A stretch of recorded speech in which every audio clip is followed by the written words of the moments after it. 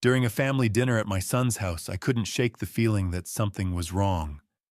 He avoided my eyes, his hands trembled, and every answer sounded rehearsed. I had been suspicious for weeks about his money, his fear, his silence. When dizziness hit, I excused myself for water.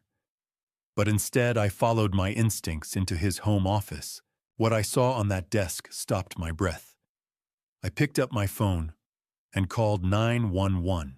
"Welcome to Family Revenge Stories. I'm really glad you're here. Before the story unfolds, drop a comment telling me where you're watching from and the current temperature in your area. It helps build this community more than you know. And just so you're aware, this story includes fictional elements for entertainment and educational purposes. Any resemblance to real names or locations is coincidental, but the message itself is intended to offer insight and reflection. Now let me take you back to where it all began. The call came on a Tuesday afternoon in late November. I was standing in my kitchen, staring at Owen's photo from his law school graduation, back when he still called me every Sunday, when the phone rang with a number I recognized, but hadn't seen in 6 months. I should have let it go to voicemail. That's what 65 years of life teaches you sometimes. Silence is safer than conversation. But I'd spent 3 years in retirement learning that silence doesn't ease loneliness. It only makes the empty rooms echo louder. Dad. The voice on the other end wasn't Owen's. It was Valerie's, my daughter-in-law, with that sweet precision she used when she wanted something. "I know we haven't talked in months, but Owen misses you even if he won't admit it. I think it's time we brought this family back together." I gripped the phone tighter, watching November rain streak down the kitchen window of my Connecticut home. 6 months. That's how long it had been since Owen and I last spoke, a cold silence that started with an argument I still couldn't quite explain. Something about money, about control, about the way Valerie seemed to steer every conversation, every decision, every part of Owen's life that used to include me. "He wants me there." I asked, though I already knew the answer. Owen was too proud to reach out first. Always had been, even as a boy. "He does," Valerie said smoothly. "This Saturday, dinner at our place, 7 o'clock. I'm making that pot roast you taught me." She'd never made pot roast in her life. I'd taught Anne that recipe 30 years ago, back when our kitchen was full of laughter instead of silence. But I didn't correct her. Prosecutors learn to listen for what people don't say as much as what they do. "I don't know, Valerie. Maybe it's too soon. Simon." Her voice dropped, losing some of that sugar-coated warmth. "Owen is your only son. Anne would have wanted you two to work this out. You know she would." The mention of Anne hit exactly where she intended. My wife had died 6 years ago in 2019, and she'd spent her final months worrying about the growing distance between Owen and me. I'd promised her I'd fix it. I just hadn't figured out how. I looked back at Owen's graduation photo. 24 years old in that picture, grinning in his cap and gown, his arm around my shoulders. That version of my son still existed somewhere beneath the expensive suits and the defensive walls he'd built. "Didn't he?" "Okay," I heard myself say. Saturday, 7 o'clock. Wonderful. The warmth returned to Valerie's voice like someone had flipped a switch. "We're so looking forward to it, Simon. It'll be just like old times." But as I hung up and set the phone on the counter, my prosecutor's instinct, the one that never fully retires, whispered a warning I couldn't quite name. Old times. We'd never had old times with Valerie. She and Owen had been married 7 years, and I could count on one hand the number of real conversations we'd had. She was always pleasant, always appropriate. But something about her reminded me of the witnesses I used to prep for trial, people who'd rehearsed their lines so many times they forgot what the truth looked like. I poured myself a cup of coffee and sat at the kitchen table, the same one where Anne and I used to plan our days, where Owen used to do his homework, where our family used to feel like something solid and real. Now it was just me and the silence and a phone call that felt less like an olive branch and more like an opening move in a game I didn't understand. 4 days. I had 4 days until Saturday. 4 days before I walked into that house and discovered something that would force me to choose between my son's freedom and the truth. I spent those 4 days doing what retired prosecutors do. I couldn't stop myself from investigating. Wednesday morning, I woke before dawn, a habit built over 30 years of court schedules that retirement hadn't managed to break. I told myself I wasn't investigating. I was just observing. The November air bit cold as I walked through my neighborhood, watching the last stubborn leaves cling to the oak trees lining my street. Connecticut autumns had always been Anne's favorite season. She used to say the falling leaves reminded her that endings could be beautiful. I'd never told her that prosecutors don't see endings that way. We see what comes after the cleanup, the consequences, the truth that surfaces when everything else falls away. By 8 o'clock, I was at Roosevelt's Cafe, the place where I'd been drinking my morning coffee for the past 15 years. The owner, a woman named Patricia, who'd stopped asking why I always sat at the corner table facing the door, brought me my usual black coffee, no sugar, without a word. That's where Malcolm Reeves found me on Thursday morning, staring at my phone like it might reveal something I'd missed in Valerie's voice 2 days earlier. "You look troubled, Simon." Malcolm slid into the seat across from me, setting down his own coffee. At 62, he'd been a detective for 25 years before starting his private investigation business.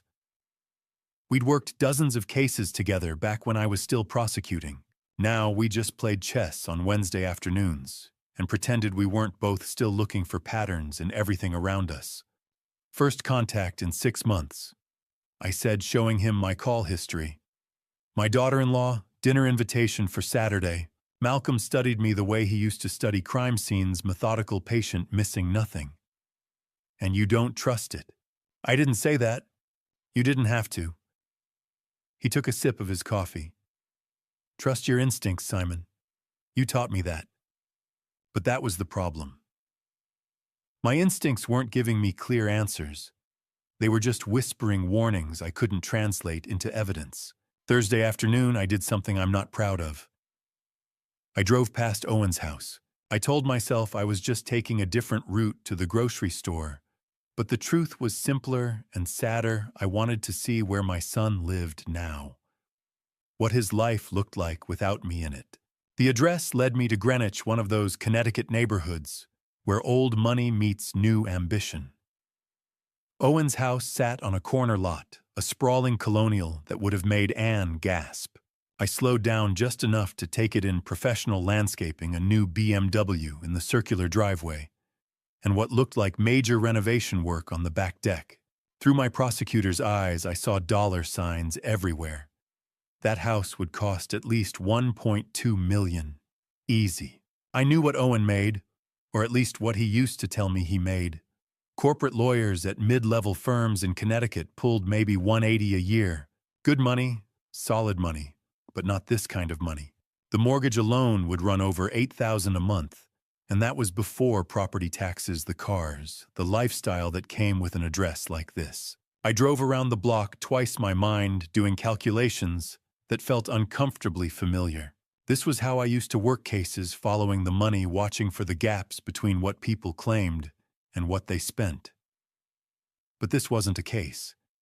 This was my son. Friday. I tried to distract myself.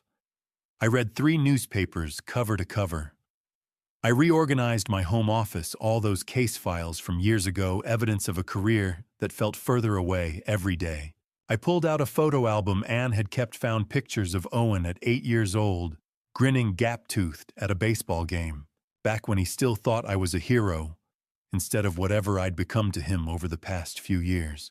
What had changed between us? I'd asked myself that question 100 times since Anne died. We'd always been close, Owen and me. He'd followed me into law, made me proud in ways I'd never known how to express. Then Valerie came along 7 years ago, and slowly, so slowly, I barely noticed the distance grew. Small things at first, missed calls, canceled plans, conversations that felt rehearsed.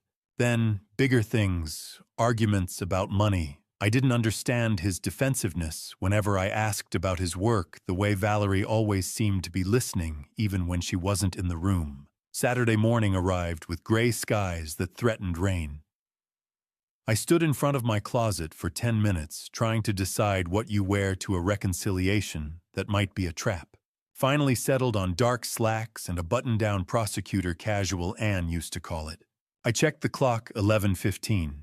7.5 hours until dinner. Malcolm called at noon. You going through with it? He's my son Malcolm. That's not an answer. It's the only one I have. Malcolm was quiet for a moment. Then, call me when you get home tonight. Or sooner if you need to.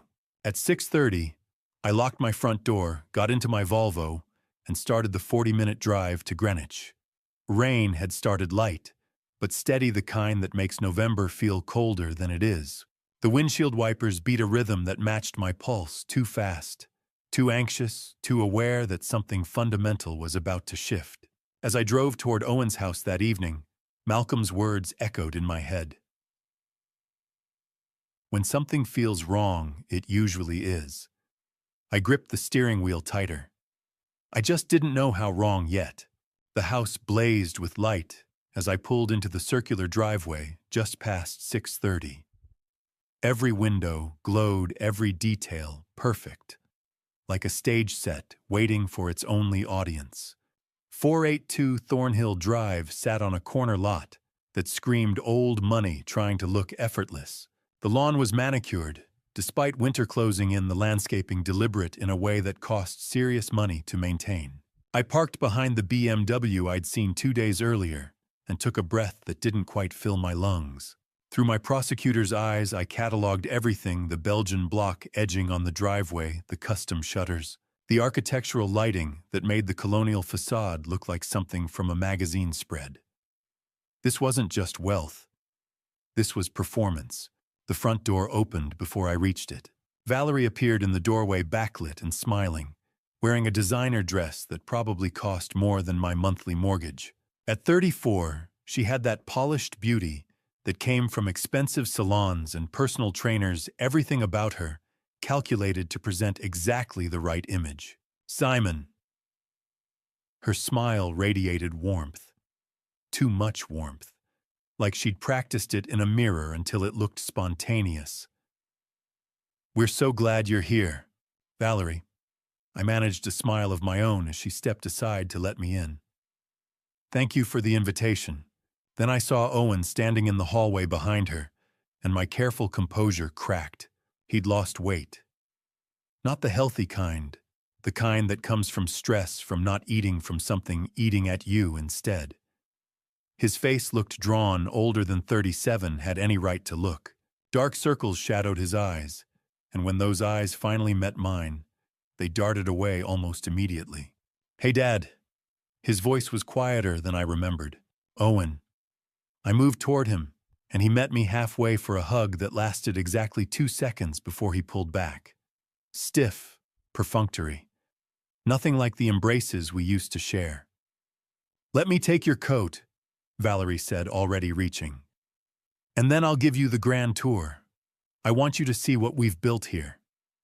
What we've built. The phrase stuck in my prosecutor's mind, like evidence that didn't quite fit the timeline. The living room came first, 14-foot ceilings, Italian leather furniture arranged with the precision of an interior designer, original art on the walls that I recognized from an auction catalog I'd seen at Malcolm's office. Each piece worth 5 figures minimum. Beautiful, I said, because it was. It just wasn't Owen. The kitchen followed sub-zero appliances, marble countertops that probably cost $40,000, a wine refrigerator, stocked with bottles I couldn't afford on my pension. Valerie narrated like a tour guide, her hand resting possessively on surfaces that gleamed under recessed lighting. Chiquidika. The renovation took 8 months, she said, running her fingers along the marble island. But it was worth every penny. Every penny. I did the math automatically, the kind of calculation I used to do when tracking financial crimes. The renovation alone would have run north of $200,000.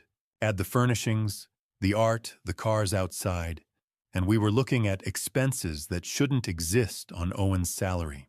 We passed the home office just a glimpse through a partially open door, and I caught sight of a mahogany desk, built-in bookshelves, a laptop open on the surface. Valerie closed that door quickly, steering me toward the dining room.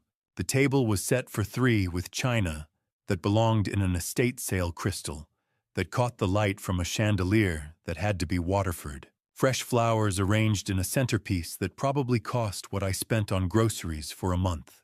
Every detail orchestrated, every element designed to impress. We sat.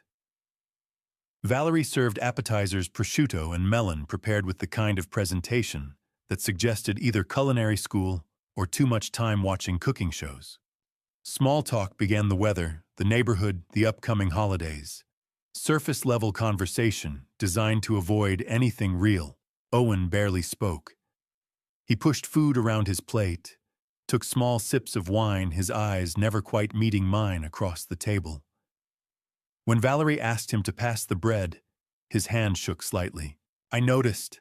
I always noticed. Finally, after 20 minutes of pleasantries that felt like pulling teeth, Owen cleared his throat. "Shh, Dad, I know we haven't talked much lately." His voice carried something I couldn't quite identify: regret, maybe, or fear, or something darker beneath. Things have been complicated. Complicated how? I kept my tone neutral, the way I used to with witnesses who weren't sure they wanted to testify. Valerie's hand moved to Owen's shoulder before he could answer, a light touch, almost casual. But I saw him flinch, subtle, barely perceptible. But I'd spent 30 years reading body language in courtrooms. That wasn't the touch of comfort. That was control. "Oh, you know," Valerie jumped in smoothly, her smile never wavering. "Work, stress, life, balance, the usual challenges of building a career and a home at the same time. But we're managing beautifully, aren't we, honey?" Owen nodded, but his eyes stayed on his plate. I looked at my son, avoiding my gaze at him, flinching under his wife's touch, and felt that old prosecutor's instinct, the one that had broken hundreds of cases, whisper that something here was very, very wrong. I just didn't expect to discover exactly what by the time this night ended.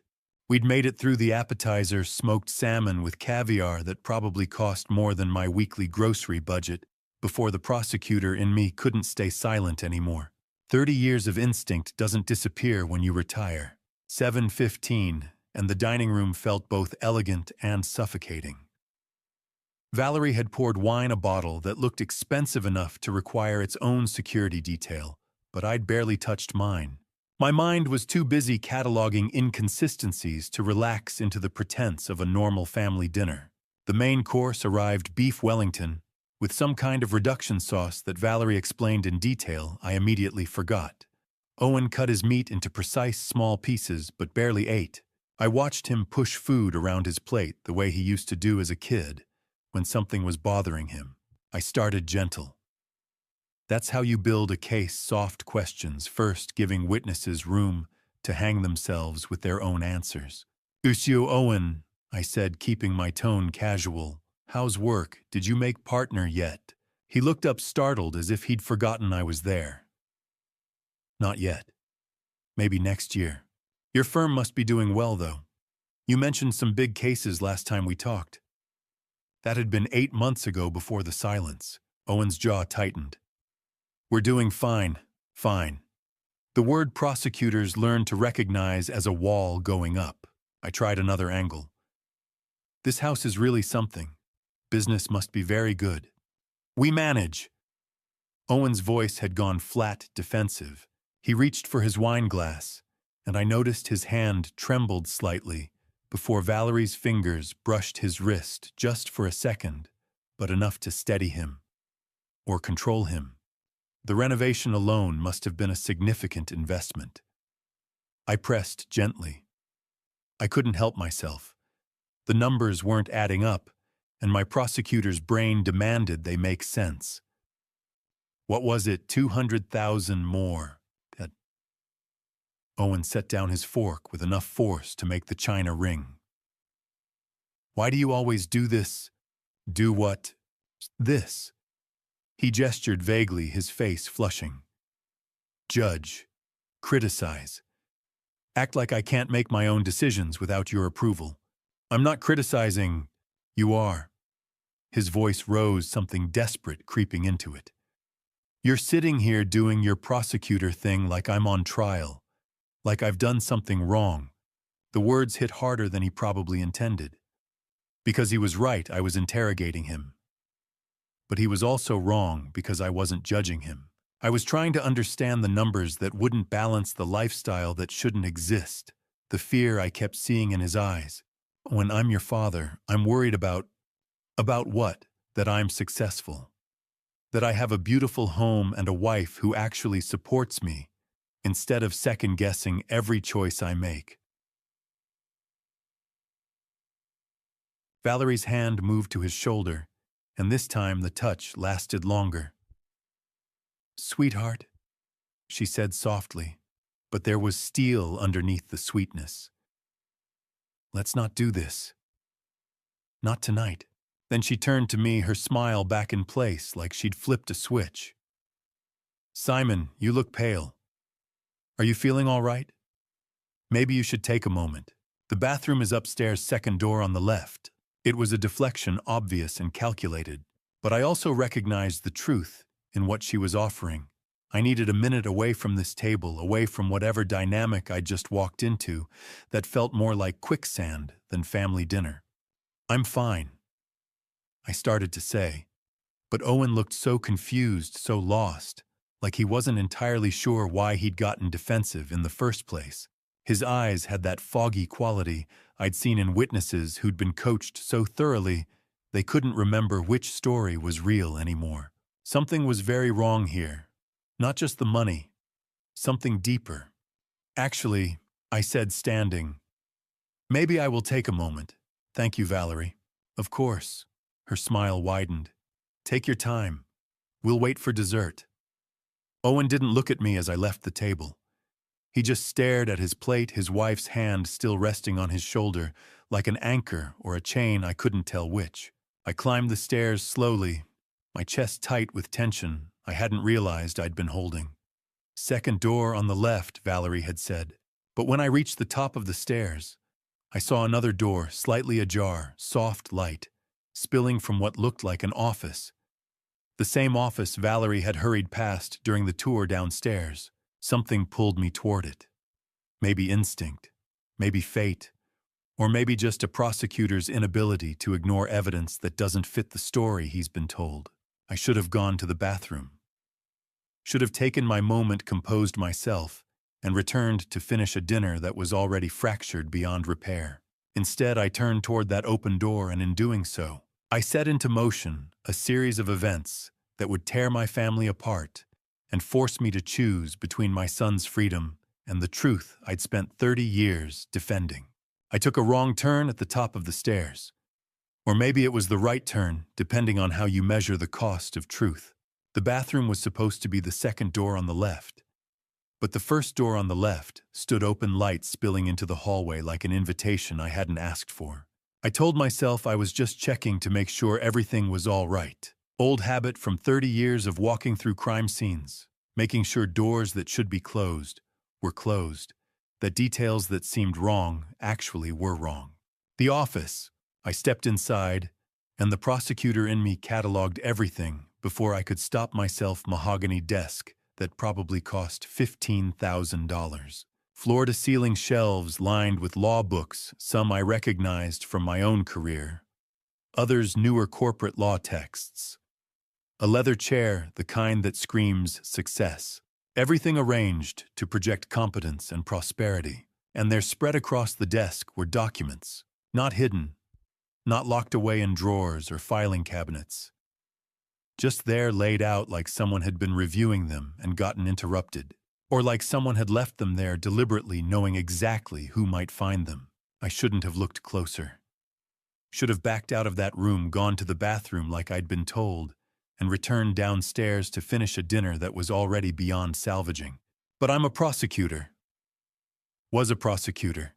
And prosecutors don't walk away from evidence. I moved to the desk, telling myself I was just glancing, not prying. The lie lasted about 5 seconds. The first document I saw was a wire transfer authorization. My eyes, trained to scan legal documents the way other people scan newspapers, caught the key details immediately. $850,000. Owen's signature at the bottom, clean, confident, identical to the signature I'd seen on birthday cards and legal briefs for years. But it was the recipient that made my blood run cold. Meridian Holdings, LLC. I'd never heard of it. And I'd spent 3 decades tracking financial crimes sophisticated enough to require shell companies and offshore accounts. I knew what I was looking at. My hands moved without my permission, shuffling through the other papers. Each one worse than the last. More wire transfers. Different amounts, different dates, but always to the same handful of companies, Meridian Holdings. Coastal Ventures, Incorporated. Neither name appeared anywhere on Owen's firm's public client list. I'd checked their website obsessively in the months since our relationship fractured. Company letterhead from Owen's law firm. Authorizations dated over the past 18 months. Invoices for services that sounded legitimate: legal consulting, contract review, corporate restructuring, but with vendor names I'd bet my pension didn't exist outside of these documents. And there, tucked beneath the pile, account statements from banks in the Cayman Islands. $850,000 moved in careful increments over 18 months. Not small enough to avoid detection, but structured just carefully enough to delay it. The work of someone who understood financial systems, but wasn't quite expert enough to cover every track. The work of my son. I stood there, papers trembling in my hands, and felt something inside me fracture. This was Owen. The boy I'd taught to ride a bike, to throw a baseball, to stand up for what was right, even when it cost him. The young man who'd followed me into law, because he believed we both believed in justice, in truth, in the system that was supposed to protect people from exactly this kind of crime. I remembered teaching him about honesty when he was 8 years old, after he'd lied about breaking Anne's favorite vase. I'd sat him down and explained that lies have consequences, that truth is the foundation everything else is built on. He'd cried and apologized, and never lied to me again. Or so I'd thought. How had I missed this? How had I been so blind to what was happening right in front of me? 6 months of silence. And I'd told myself it was just distance, just the natural evolution of a relationship as a child became an adult. I'd been so focused on feeling rejected that I'd missed the real story. But even as grief threatened to overwhelm me, the prosecutor in my brain kept working, kept analyzing, kept building the case I didn't want to build. Evidence doesn't lie. Signatures can be forged, but these looked genuine. Dates and amounts matched. Paper trails led exactly where they appeared to lead. Everything I'd spent 30 years learning to recognize as proof of guilt was right here in my hands. 30 seconds of paralysis. 30 seconds where I stood frozen, caught between being Simon the father and Simon the prosecutor, knowing I couldn't be both anymore. Then my hands moved, trembling so badly I almost dropped my phone. I took it out of my pocket and started photographing. Every document. Every page. Wire transfers, invoices, account statements, signatures. The flash seemed too bright in the dim office, each click of the shutter loud enough to wake the dead. My heart hammered against my ribs. What was I doing? This was my son. This was evidence that would destroy him, destroy our family, destroy whatever fragile hope I'd had of reconciliation. But I kept photographing because that's what prosecutors do. We document, we preserve evidence, we build cases even when every cell in our body screams to walk away. I'm doing my job, I whispered to the empty room. Even when it destroys me. I heard footsteps on the stairs. My hands jerked, nearly dropping the phone. I shoved it back into my pocket, forced the documents back into the arrangement I'd found them in. Not perfect, but close enough. My heart was pounding so hard I could feel it in my throat. The footsteps grew louder, reaching the top of the stairs, moving down the hallway toward me. I turned toward the door and weighted the phone heavy in my pocket. the weight of what I'd just documented crushing my chest like a physical thing. The door swung open. Valerie stood in the doorway, backlit by the hallway light, in a way that would have been perfect if she'd staged it herself. And for just a fraction of a second, so brief I almost missed it, her perfect mask slipped, and I saw something cold flicker across her face. "What are you doing in Owen's office?" Her voice carried surprise, but not panic. I noticed that. 30 years of reading witnesses teaches you to hear what's missing as much as what's there. I'd been caught, but I'd also made my decision the moment I started photographing those documents. There was no going back now. Well, I was about to ask Owen the same question. I said, my voice steadier than I felt. "About these." I gestured to the papers spread across the desk. Valerie stepped into the room, her expression shifting concern, replacing that flash of coldness so smoothly I might have imagined it. "Those are private documents. You have no right. These documents show embezzlement." I cut her off, and the prosecutor's voice I'd used in 100 courtrooms came back like I'd never stopped using it. Corporate fraud. $850,000 moved through shell companies to offshore accounts. All with Owen's signature. Her eyes widened. If I hadn't spent 3 decades watching people lie under oath, I might have believed the shock on her face was genuine. That's impossible. Owen would never." Footsteps pounded up the stairs, heavy and urgent. Owen burst through the doorway, his face flushed from running. "What's going on?" I heard. He saw me standing at his desk, saw the documents in my hands and all the color drained from his face. "Dad." His voice cracked. "Why are you going through my things?" The accusation in his tone hurt more than it should have. I was the one who'd found evidence of a crime. I was the one standing in a room full of proof that my son had committed fraud. And yet somehow in his eyes, I was the one who'd done something wrong. "Owen." I fought to keep my voice level. "Please tell me this isn't what I think it is." I don't." He looked genuinely confused, his eyes darting from me to the papers, to Valerie and back. "I don't know what you're talking about." "Wire transfer authorizations," I said, hearing my voice go cold in the way it used to when a witness's story stopped making sense. "Offshore accounts in the Cayman Islands, shell companies with no legitimate business, all bearing your signature, dated over the past 18 months. Owen reached for the documents, but I pulled them back. Evidence preservation, another old habit that wouldn't die. "Let me see those," he said, and there was something desperate in his voice now, something that sounded almost like fear. "Dad, I don't understand what's happening." "Oh my God." Valerie's hand flew to her mouth, her eyes wide with what looked like horror. If I hadn't seen that cold flicker moments ago, I would have sworn her shock was real. "Owen, what have you done?" Owen whirled on her.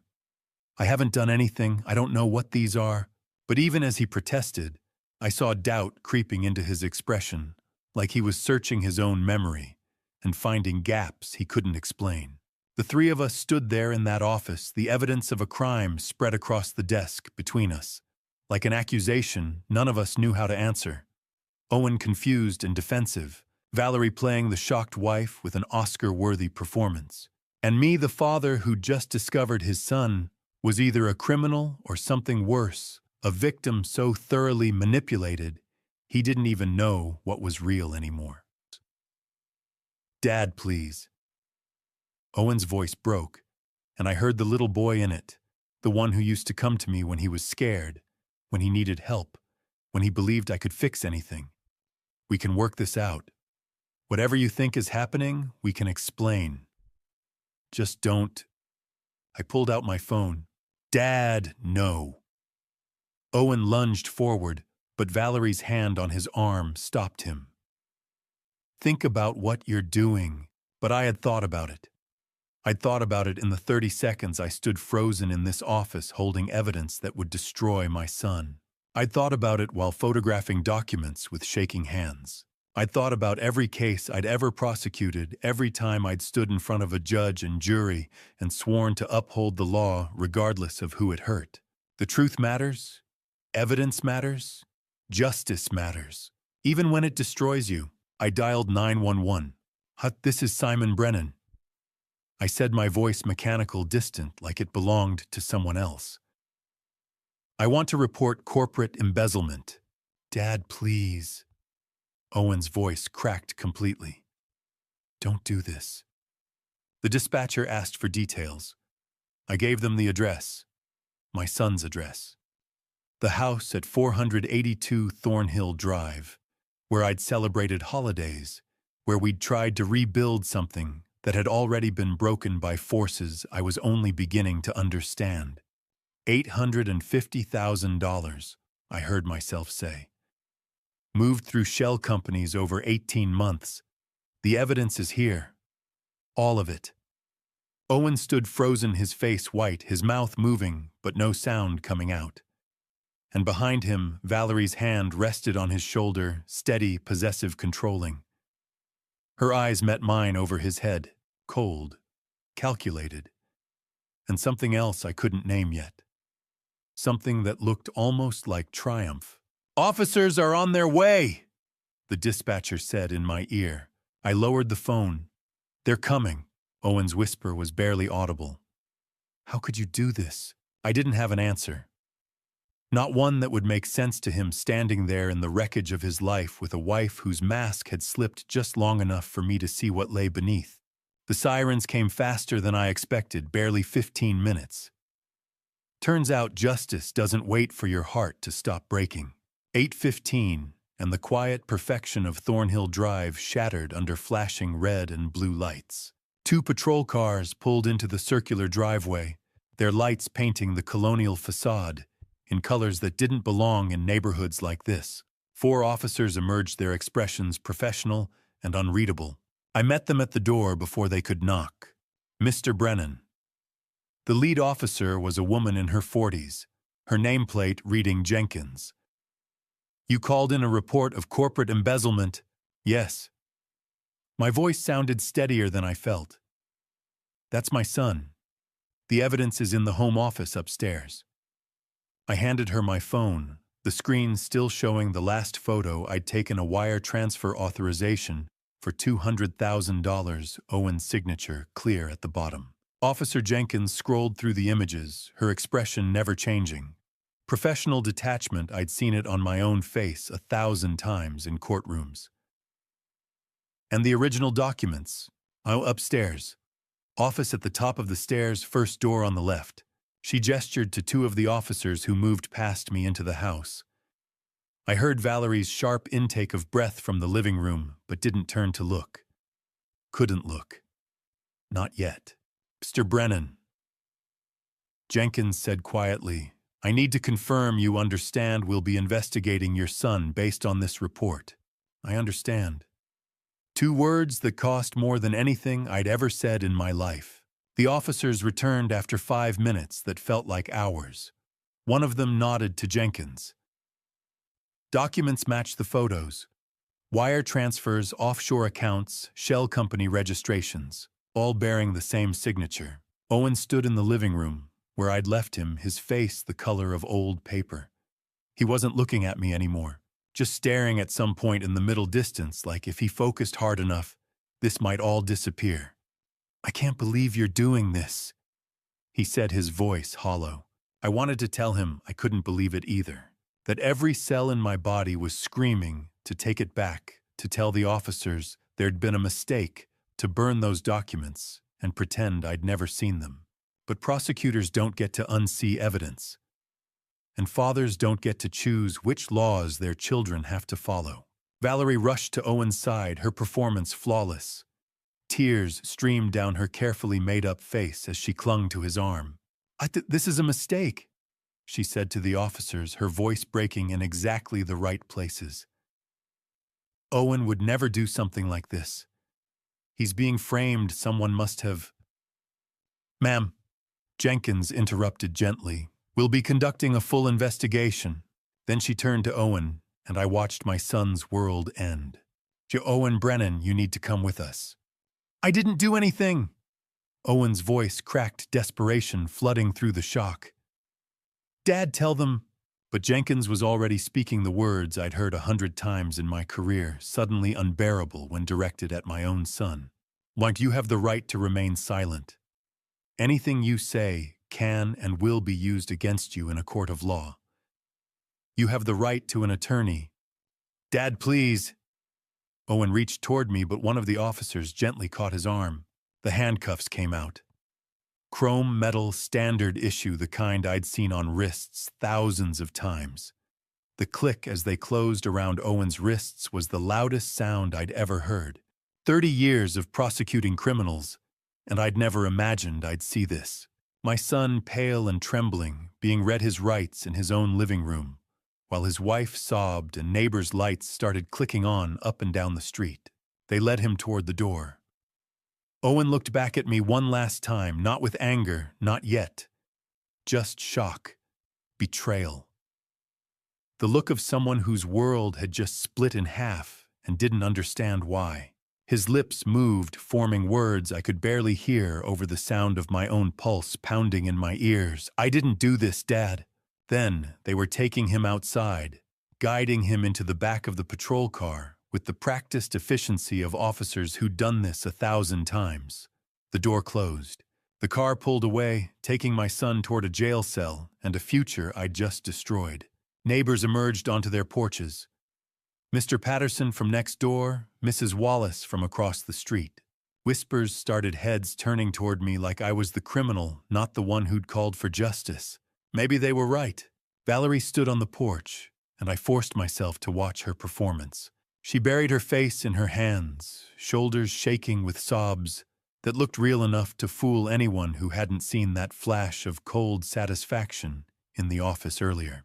But just before the tears came, just for one fraction of a second, she glanced at me. The expression on her face wasn't grief, it was satisfaction. Cold, calculated, triumphant. So quick I almost convinced myself I'd imagined it.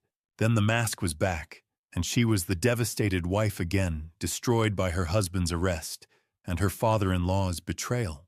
She turned and walked back into the house. The door closed behind her with a soft but final click, a sound like a cell door locking, echoing in my chest where my heart used to be. Sunday passed in silence.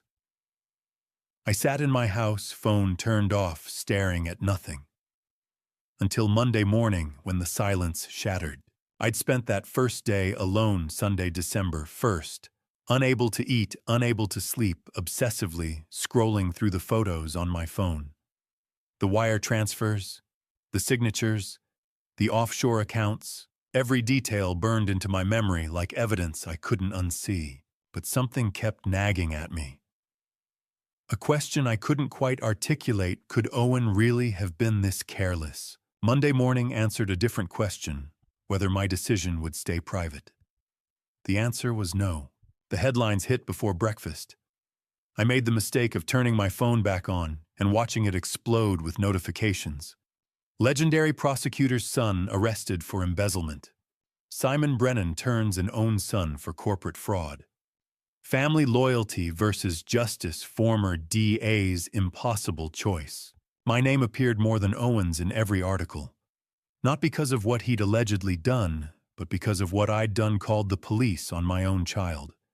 The story wasn't about corporate crime, it was about me.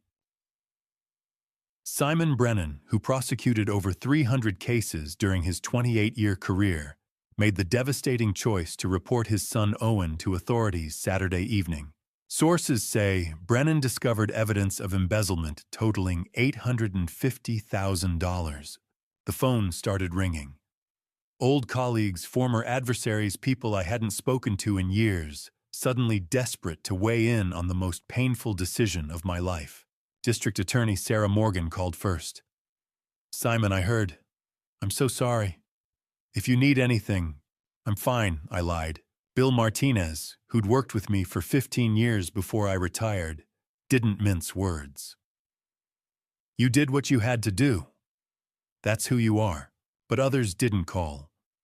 Their silence spoke louder than any words of support. I could imagine the conversations happening without me, debates about whether I'd done the right thing, whether family should come before law, whether a father who'd turn in his son could be trusted with anyone's secrets. My legacy, built over 3 decades of public service, was now forever tied to this, the prosecutor who arrested his own child.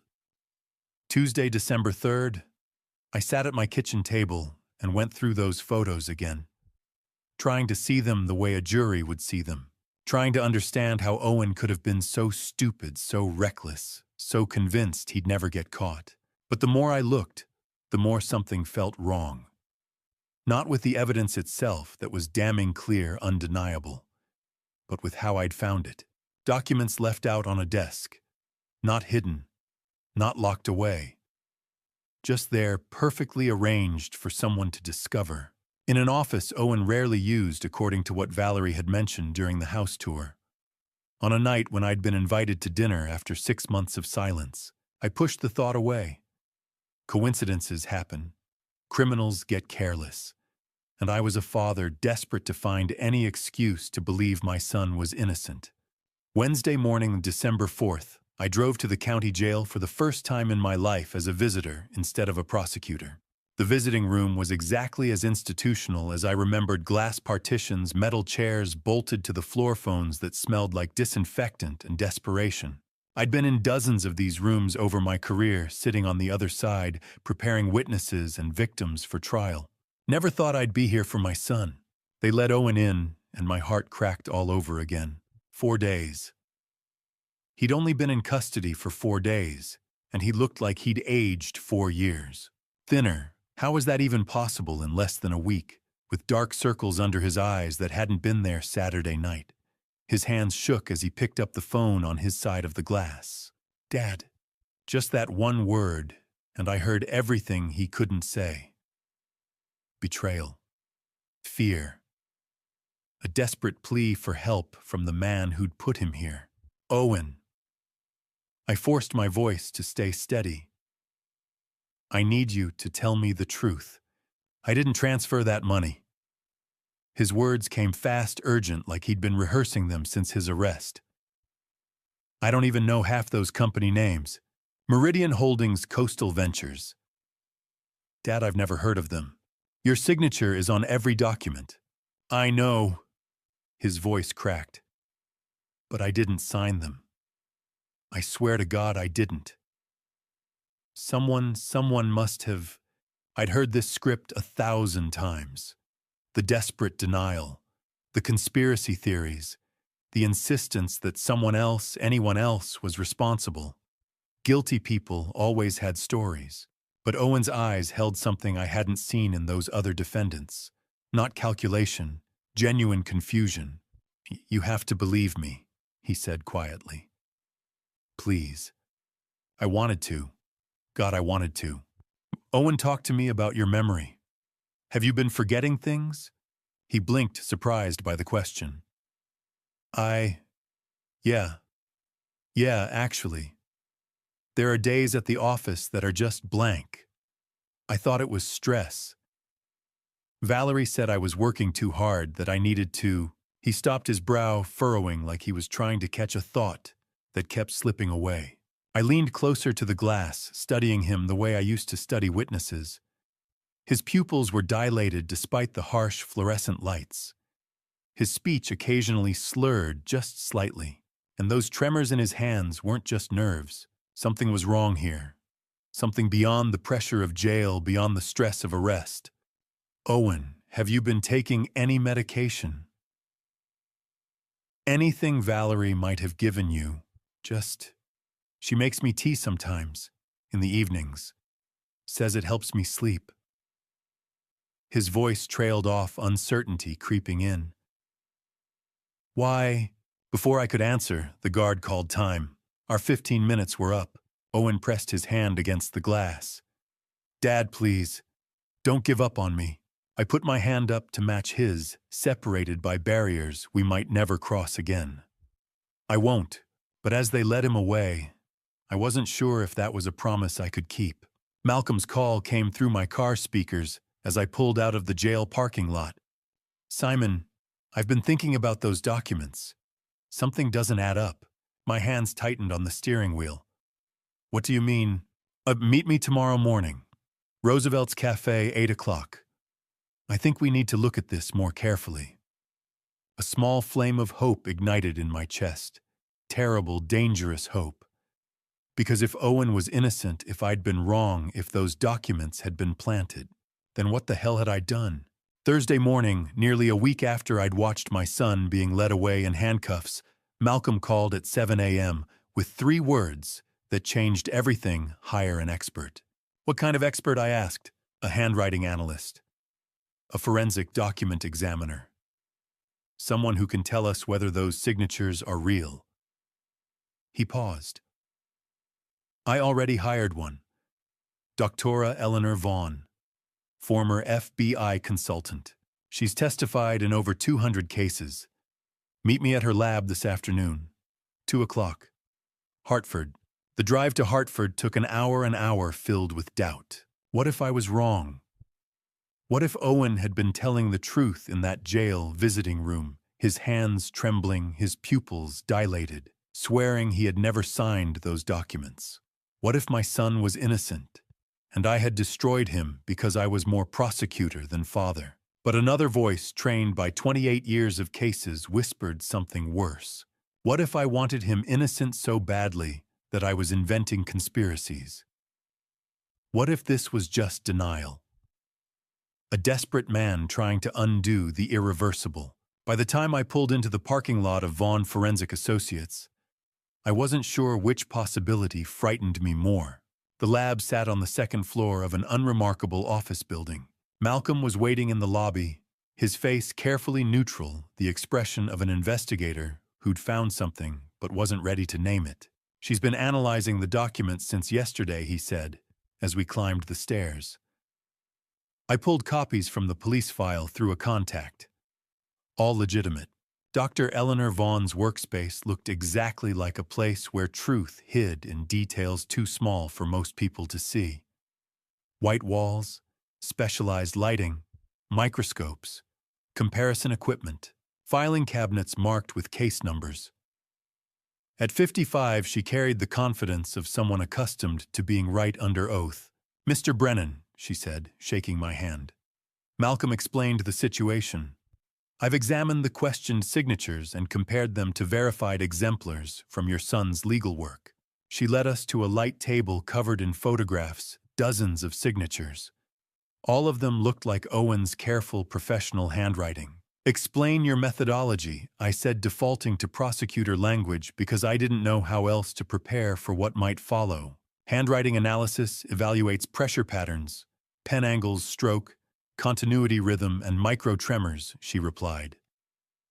We also examine letter connections, spacing, and baseline alignment. She placed 2 signatures under magnification. To me, they looked identical.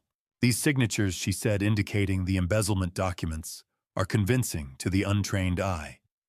The overall form is correct. The flow is similar. Whoever created them studied your son's signature extensively, likely for months. My pulse quickened. But look closer. She adjusted the lens.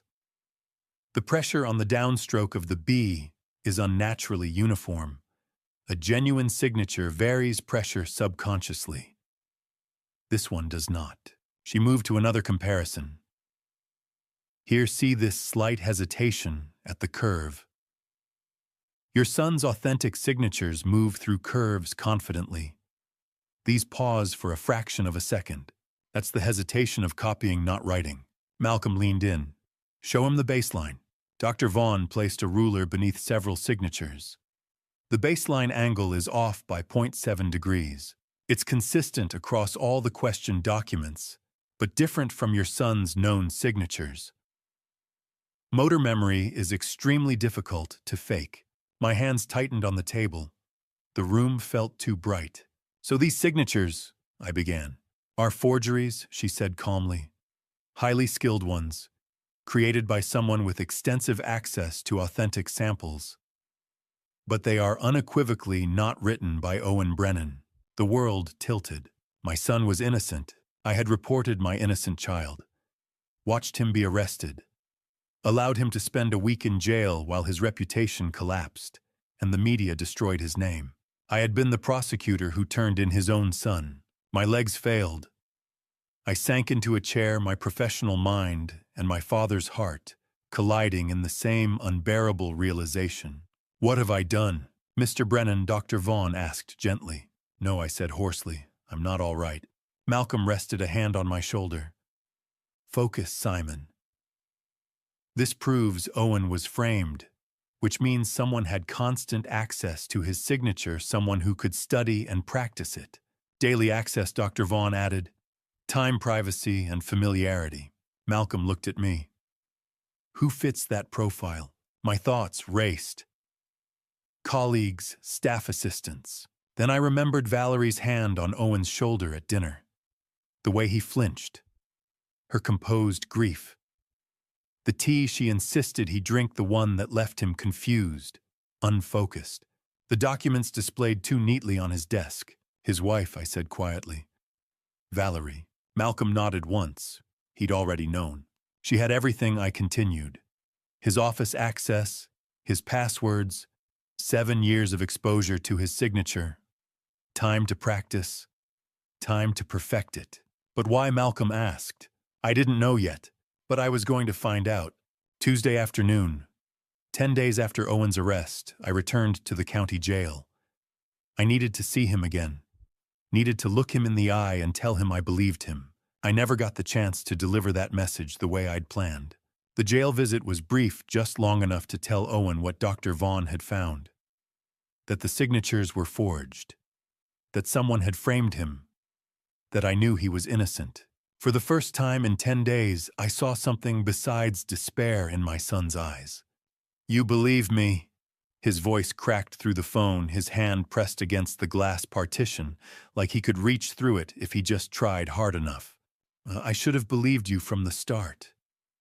The words cost me everything to say, but they were true. "I'm going to fix this, Owen. I'm going to find out who did this to you." His eyes filled with tears he wouldn't let fall. Not here, not where other inmates could see. But I saw them. And I saw hope, fragile, desperate hope, that maybe his nightmare was finally going to end. The guard called time. Owen mouthed, "Thank you," as they led him away. I walked out of that visiting room, feeling lighter than I had in days, like maybe I could actually make this right. Like maybe being a prosecutor and being a father didn't have to be mutually exclusive after all. The parking garage was on level 3. Late afternoon on a Tuesday meant it was nearly empty. Visiting hours had ended for most people, and the shift change for jail staff wouldn't happen for another hour. My Honda Civic sat in the far corner where I'd left it under a flickering fluorescent light that cast uneven shadows across the concrete. I was halfway to my car when I noticed how quiet it was. Too quiet. Just the echo of my own footsteps on the concrete floor, the distant hum of traffic from the street below, and nothing else. No other cars starting, no voices, no footsteps but mine. The prosecutor's instinct that had kept me alive through 30 years of dealing with dangerous people whispered a warning I should have listened to sooner. I turned, reaching for my phone, but 2 men were already stepping out from behind concrete support pillars. Dark clothes, gloves, ski masks, moving with the kind of purposeful efficiency that had nothing to do with desperation and everything to do with professionalism. "Can I help you?" I kept my voice steady, already knowing the answer, already calculating distances and exits, and realizing I was too far from my car, too far from the stairs, too alone. They didn't answer. They didn't need to. The first one grabbed my arms before I could raise them to defend myself. I tried to break free, opened my mouth to shout, but the second attacker was already moving. Pain exploded across my ribs, a sensation so sharp and total that for a moment I forgot how to breathe. I'd been hit before back in my younger days, when prosecutors sometimes had to break up courtroom fights. This was different. This was someone who knew exactly where and how to hit to cause maximum damage. I tried to fight back. 40 years ago, I'd been an athlete, baseball, track, enough gym time to stay in shape. But I was 65 now, and these men were professionals. Another strike, this one to my kidney. Everything swam my vision, going dark at the edges. My knees gave out. I fell, and my head hit the concrete floor with a crack that sounded louder than it probably was. Sharp pain, then nothing. When I came back to consciousness, seconds later, minutes, paramedic Jackson was kneeling beside me, shining a light in my eyes and asking me questions I couldn't quite process. Officer Jenkins stood nearby, radio crackling on her shoulder, taking notes. "Mr. Brennan, can you hear me? How many fingers am I holding up?" I tried to answer, but my ribs screamed in protest with every breath. My wallet was still in my back pocket. My phone lay a few feet away, screen cracked but intact. My watch was still on my wrist. Just a random mugging. Jenkins was saying to someone, another officer maybe, or dispatch. "Wrong place, wrong time. We get these in this garage sometimes. Probably looking for drug money." "No," my voice came out hoarse. "They weren't addicts. They were professionals." Jenkins looked down at me, her expression carefully neutral. "We'll check the security cameras, Mr. Brennan. Try not to move too much." The ambulance ride blurred into a series of cold assessments and clinical language. 3 broken ribs, mild concussion, bruised kidney. Lucky you didn't puncture a lung. Lucky it wasn't worse. I didn't feel lucky. By the time they'd settled me into a hospital room with pain medication that barely touched the sharp agony in my side, evening had fallen. Malcolm arrived at 7, his face grim in a way that told me he'd already been working. Security footage," he said without preamble, pulling up something on his tablet. "The jail finally sent it over. Watch this." The footage was grainy but clear enough. 2 men entering the parking garage at 3:50 p.m., 40 minutes before I'd arrived, moving with purpose toward level 3, taking positions behind the support pillars. Then other people, a woman with 2 children leaving, an elderly man, a young couple. The attackers let them all pass, staying hidden, waiting. Then me at 4:30, walking from the elevator toward my car. The attackers moving. The brief struggle. Me falling. Then they were gone out. The stairwell disappeared into the city. The whole thing lasted less than 90 seconds. "They were waiting for you," Malcolm said quietly, his detective's face set in hard lines. This wasn't random. I shifted in the hospital bed, and my ribs screamed in protest. "She knows." Malcolm didn't need to ask who I meant. "Valerie knows you're investigating her. And she just sent you a very clear message." He set the tablet down on the side table, his expression dangerous. "Back off, or next time will be worse." Day 2. In the hospital. Thursday morning, I woke to find Malcolm sitting in the chair beside my bed, laptop open, his face wearing an expression I'd learned to recognize over years of working together. He'd found something, and it was bad. Before I reveal the truth about who was really behind all of this, please pause for a moment. What comes next truly shocked me, not because of what I discovered, but because of who was responsible. If you've ever experienced being betrayed or manipulated by someone close to you without realizing it, please share your story in the comments. I will listen and read every single one. And please note, the next part of this story includes some fictional elements created for storytelling and reflection.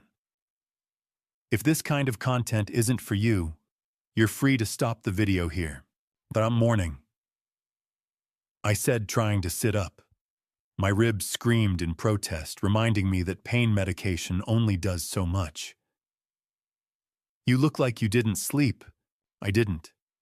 Malcolm turned the laptop so I could see the screen. I ran a deep background check on Valerie Thompson, the kind that goes beyond what's publicly available. And Valerie Thompson didn't exist before 7 years ago. I blinked, trying to process that through the fog of medication and pain. "What do you mean she didn't exist?" "I mean her birth certificate, her social security number, her employment history, Everything that makes a person legally real either doesn't exist or only dates back to 2018. She's a ghost, a construct. Someone built that identity from scratch.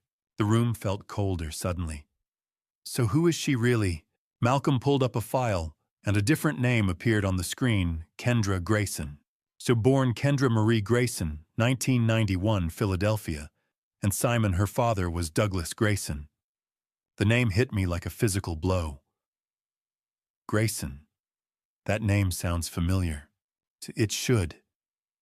Malcolm's fingers flew over the keyboard, pulling up archived news articles. Headlines from 2010 filled the screen. Douglas Grayson, businessman, securities fraud. He defrauded investors of $3 million through a Ponzi scheme disguised as a legitimate investment firm. The articles showed courtroom sketches, a photograph of a man in his 40s being led away in handcuffs, protest signs from victims demanding justice. It was the kind of high-profile white-collar crime case that dominated news cycles for weeks. How he was convicted, Malcolm continued. Sentenced to 15 years in federal prison, media circus, victims testifying, the whole thing. I remember the case, I said slowly. But I didn't prosecute it. I was in organized crime back then. White-collar fraud wasn't my division. I know. Malcolm's expression stayed grim. But here's where it gets worse. 3 years into his sentence, Douglas Grayson committed suicide, hanged himself in his cell. The clinical words didn't soften the horror of what he was describing. A man driven to such desperation that death seemed preferable to 13 more years behind bars. He left behind an 8-year-old daughter. Malcolm said quietly. Kendra. Her mother had already passed away cancer 2 years before the trial. After Douglas died, Kendra was raised by her paternal grandmother, Dorothy Grayson, who also died in 2013, just a few months after Douglas. Cancer as well. I stared at the screen, at the tragedy that had shaped a child's entire life. Parents dead. Father's reputation destroyed. Raised by a grandmother who died grieving for her son. And somewhere in all of that, an 8-year-old girl had learned to hate. Show me the trial coverage, I said. Malcolm pulled up more articles. Newspapers from 2010. Archived television news clips available online. Every major outlet had covered the Grayson trial. Because of the amount of money involved, the number of victims, the spectacle of a respected businessman revealed as a fraud. And in every single article there was a photograph of me, standing at a podium, walking up courthouse steps, in front of the district attorney's office logo. My face younger, less gray, but unmistakably mine, staring out from dozens of news stories about Douglas Grayson's trial and conviction. Why is my face in these articles? My voice came out hoarse. I didn't prosecute this case. Stiquia, you were famous that year, Malcolm said. You just won the Costello organized crime case, remember, the one that took down half the mob leadership in the state. Biggest conviction of your career. The media loved you. They used your photo for every story that came out of the DA's office that year, regardless of which prosecutor was actually involved. I felt sick. But I never touched the Grayson case. I know. I pulled the court records.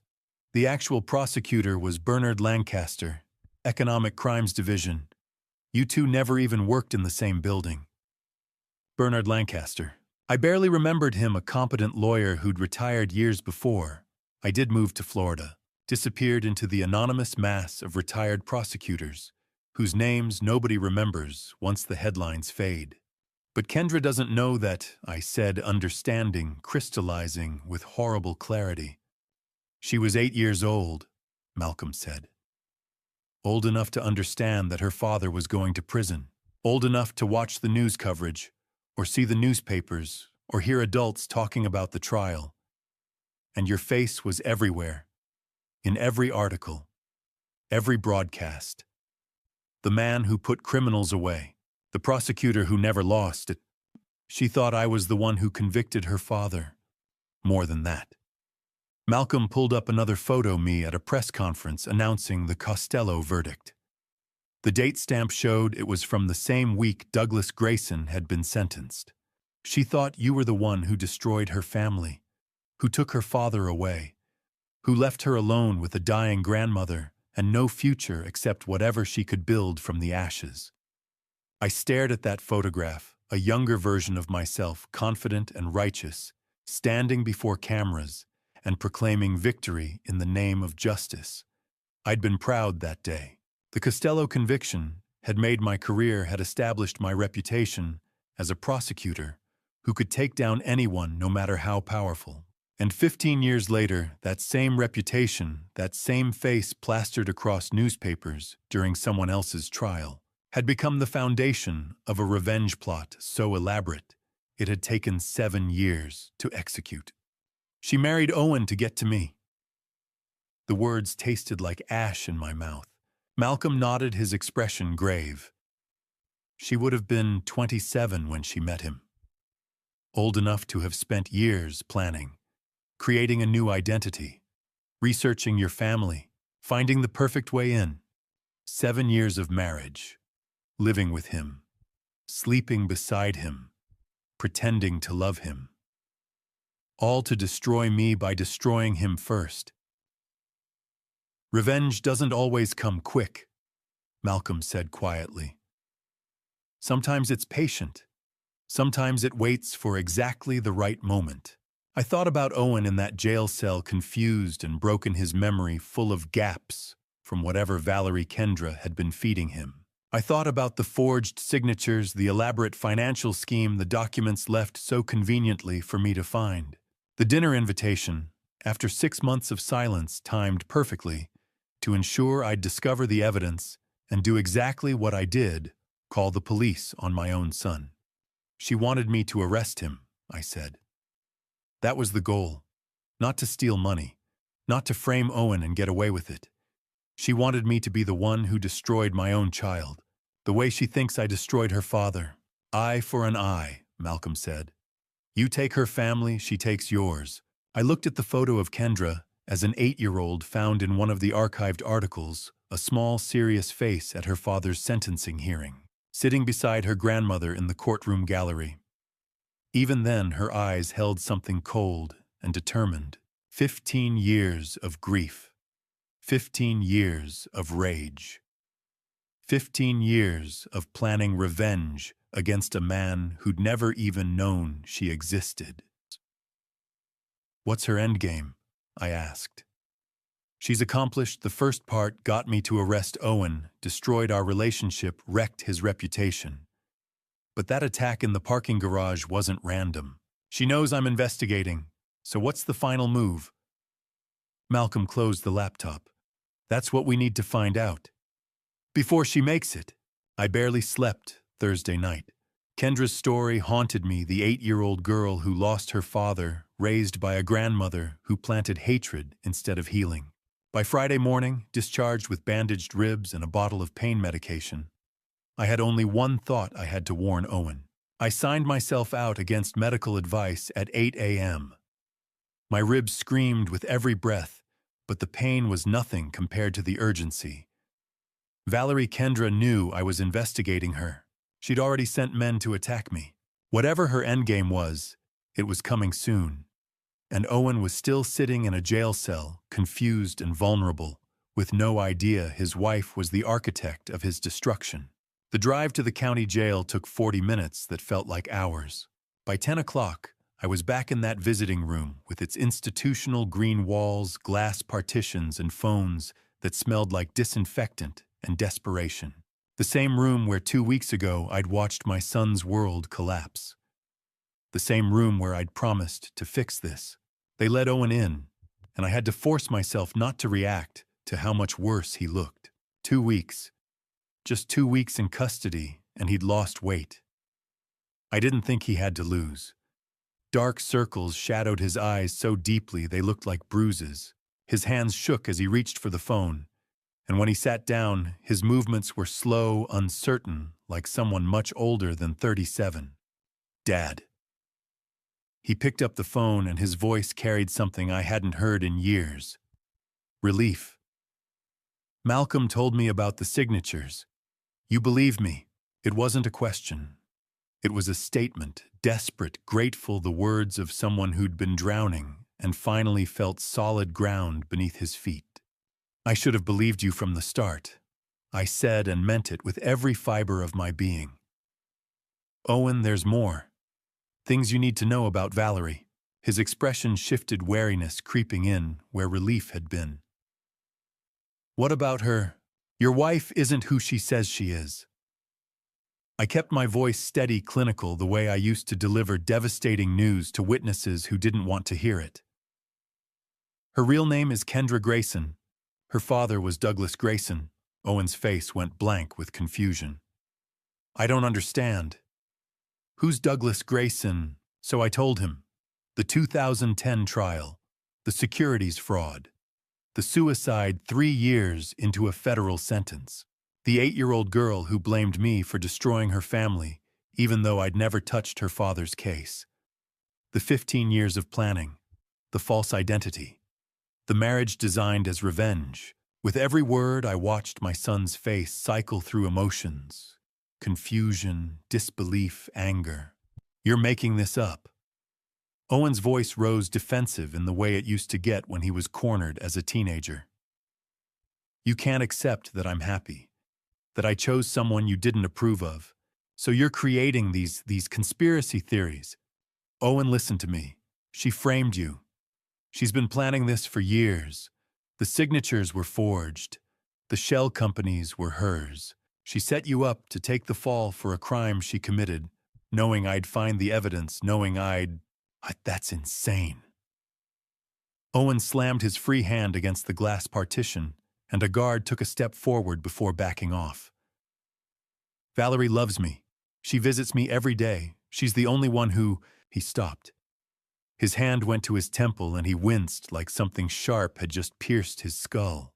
I leaned closer to the glass. Son, when did your memory start getting foggy? Owen hesitated, and I saw uncertainty flicker across his face.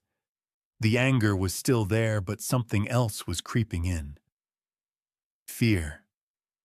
I've been so tired lately. Can't remember conversations I had the day before. Valerie says it's the stress that I'm working too hard that... What else does Valerie say? She makes me tea in the evenings.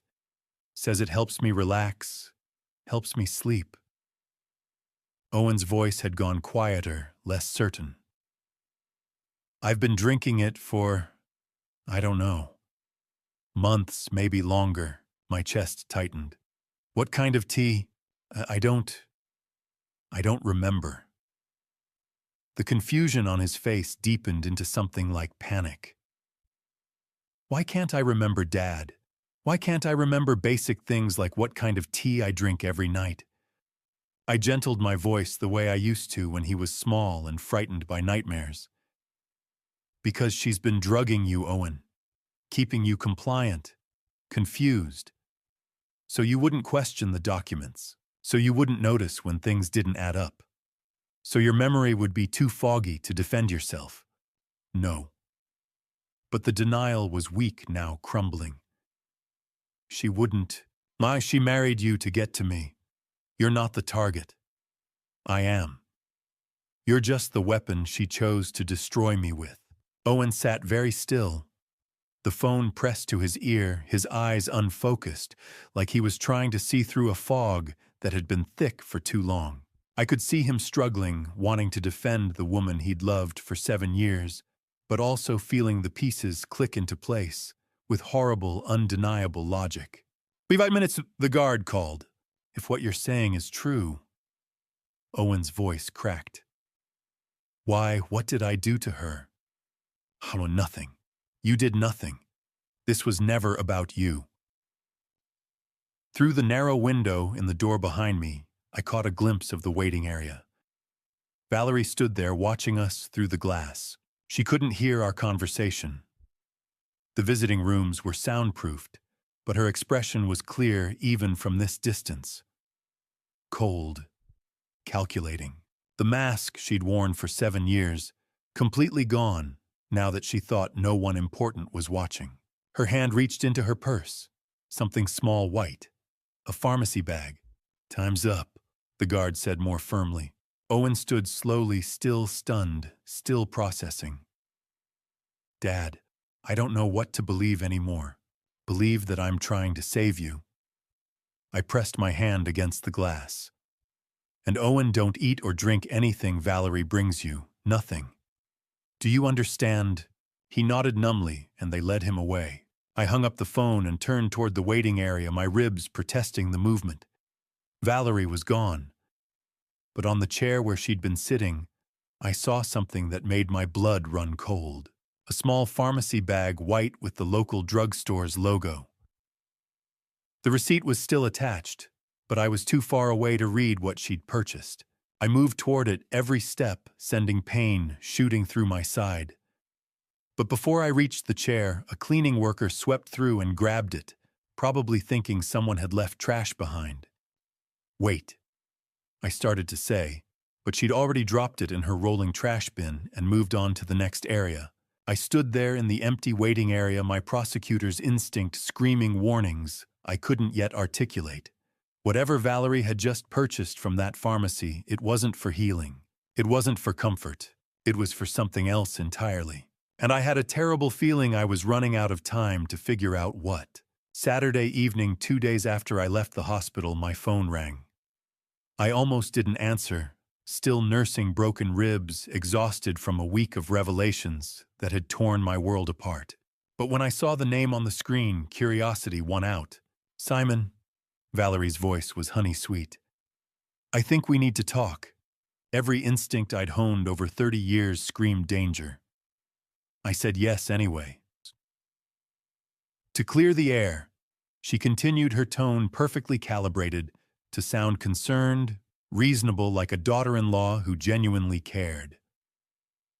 "To discuss Owen's situation like family should. A neutral location. Just you and me. No lawyers, no police, just two people who both love Owen." She suggested the Chesapeake Room, an upscale restaurant I'd been to once for a retirement dinner years ago. White tablecloths, dim lighting, the kind of place where conversations could stay private. Before I left, I called Malcolm.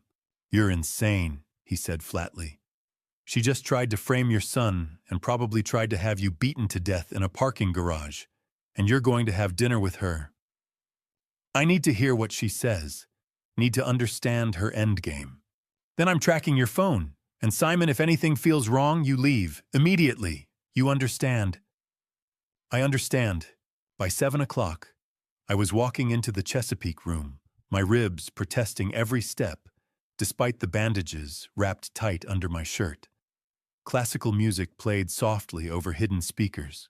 Candles flickered on tables set for intimate conversations. Valerie was already there, seated at a corner table with a view of the entrance. Designer dress hair, perfect, a welcoming smile that would have fooled anyone who didn't know what lay beneath. "Thank you for coming."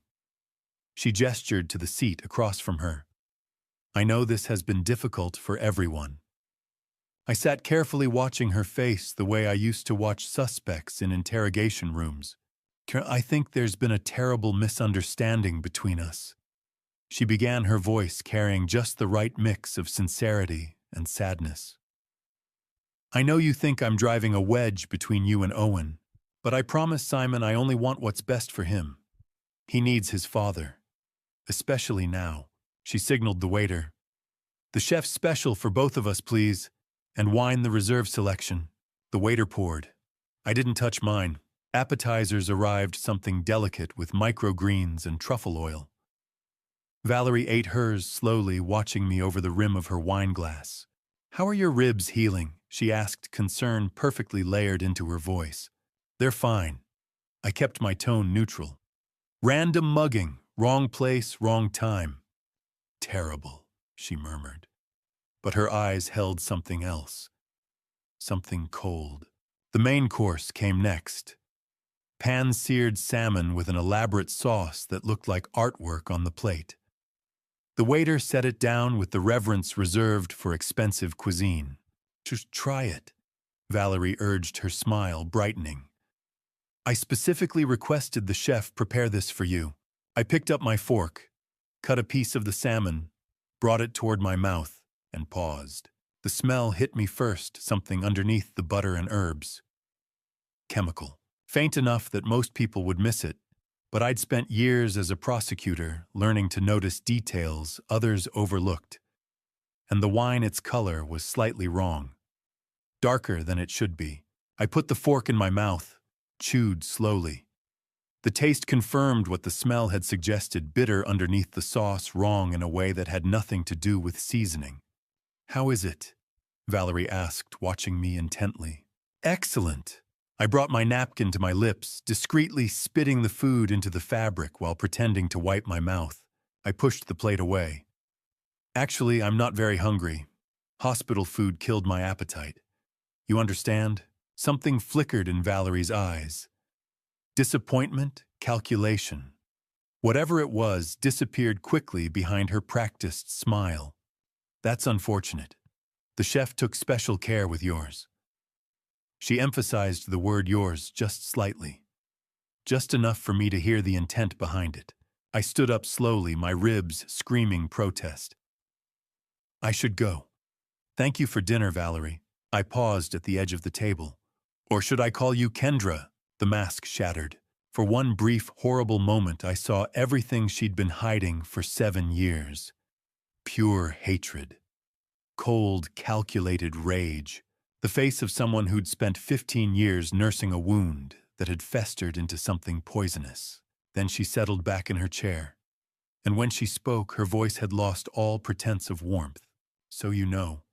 I know about Douglas, about Dorothy, about 15 years of planning revenge against a man who never touched your father's case. You destroyed my father." Her voice stayed quiet. "We were in a public restaurant after all, but the venom was unmistakable. I never even met your father. I wasn't the prosecutor on his case. That was Bernard Lancaster. I was in a completely different division."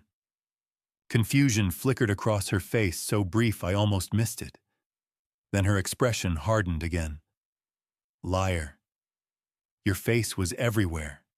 Every article, every broadcast. You were the one who—" "Check the court records," I said. "Public information. Bernard Lancaster prosecuted Douglas Grayson. Not me. You have the wrong man, Kendra. You've had the wrong man for 15 years."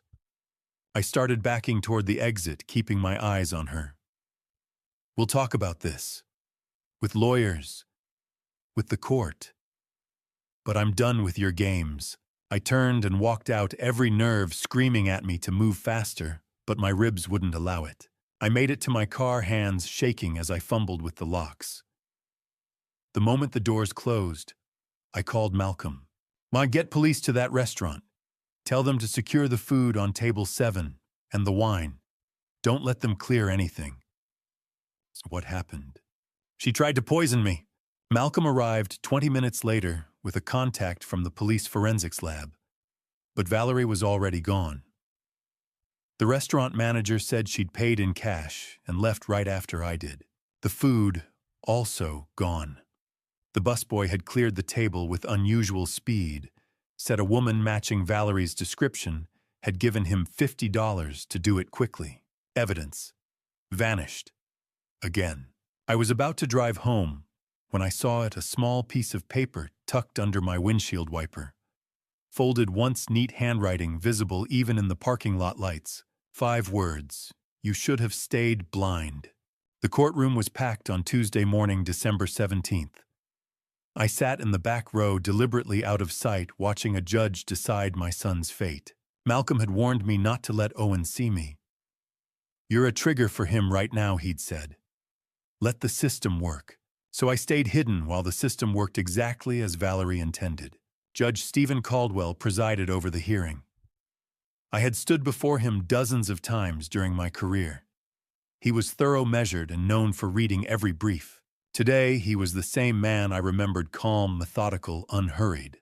Assistant District Attorney Samuel Wright presented the prosecution's argument with confidence. Your Honor, the defendant has access to offshore accounts embezzled approximately $850,000 and demonstrated sustained deceptive financial behavior. He represents a clear flight risk. Owen's public defender, Patrick Donnelly, looked young and overwhelmed, but determined. Your Honor, Mr. Brennan has no prior criminal record. He is a lifelong resident of this community. His wife is present and prepared to support him fully during these proceedings. I watched Owen at the defense table wearing an orange jumpsuit that seemed too large on his now thin frame. He'd lost more weight. The dark circles under his eyes were unmistakable. His hands rested on the table, shaking slightly. Judge Caldwell reviewed the file in silence. The courtroom waited. Bail is set at $500,000, he said at last. The defendant will surrender his passport and remain within Hartford County pending trial. $500,000. I had that amount barely tied up in retirement accounts and home equity. My hand moved toward my phone, already calculating transfers and collateral. Before I could act, Valerie stood.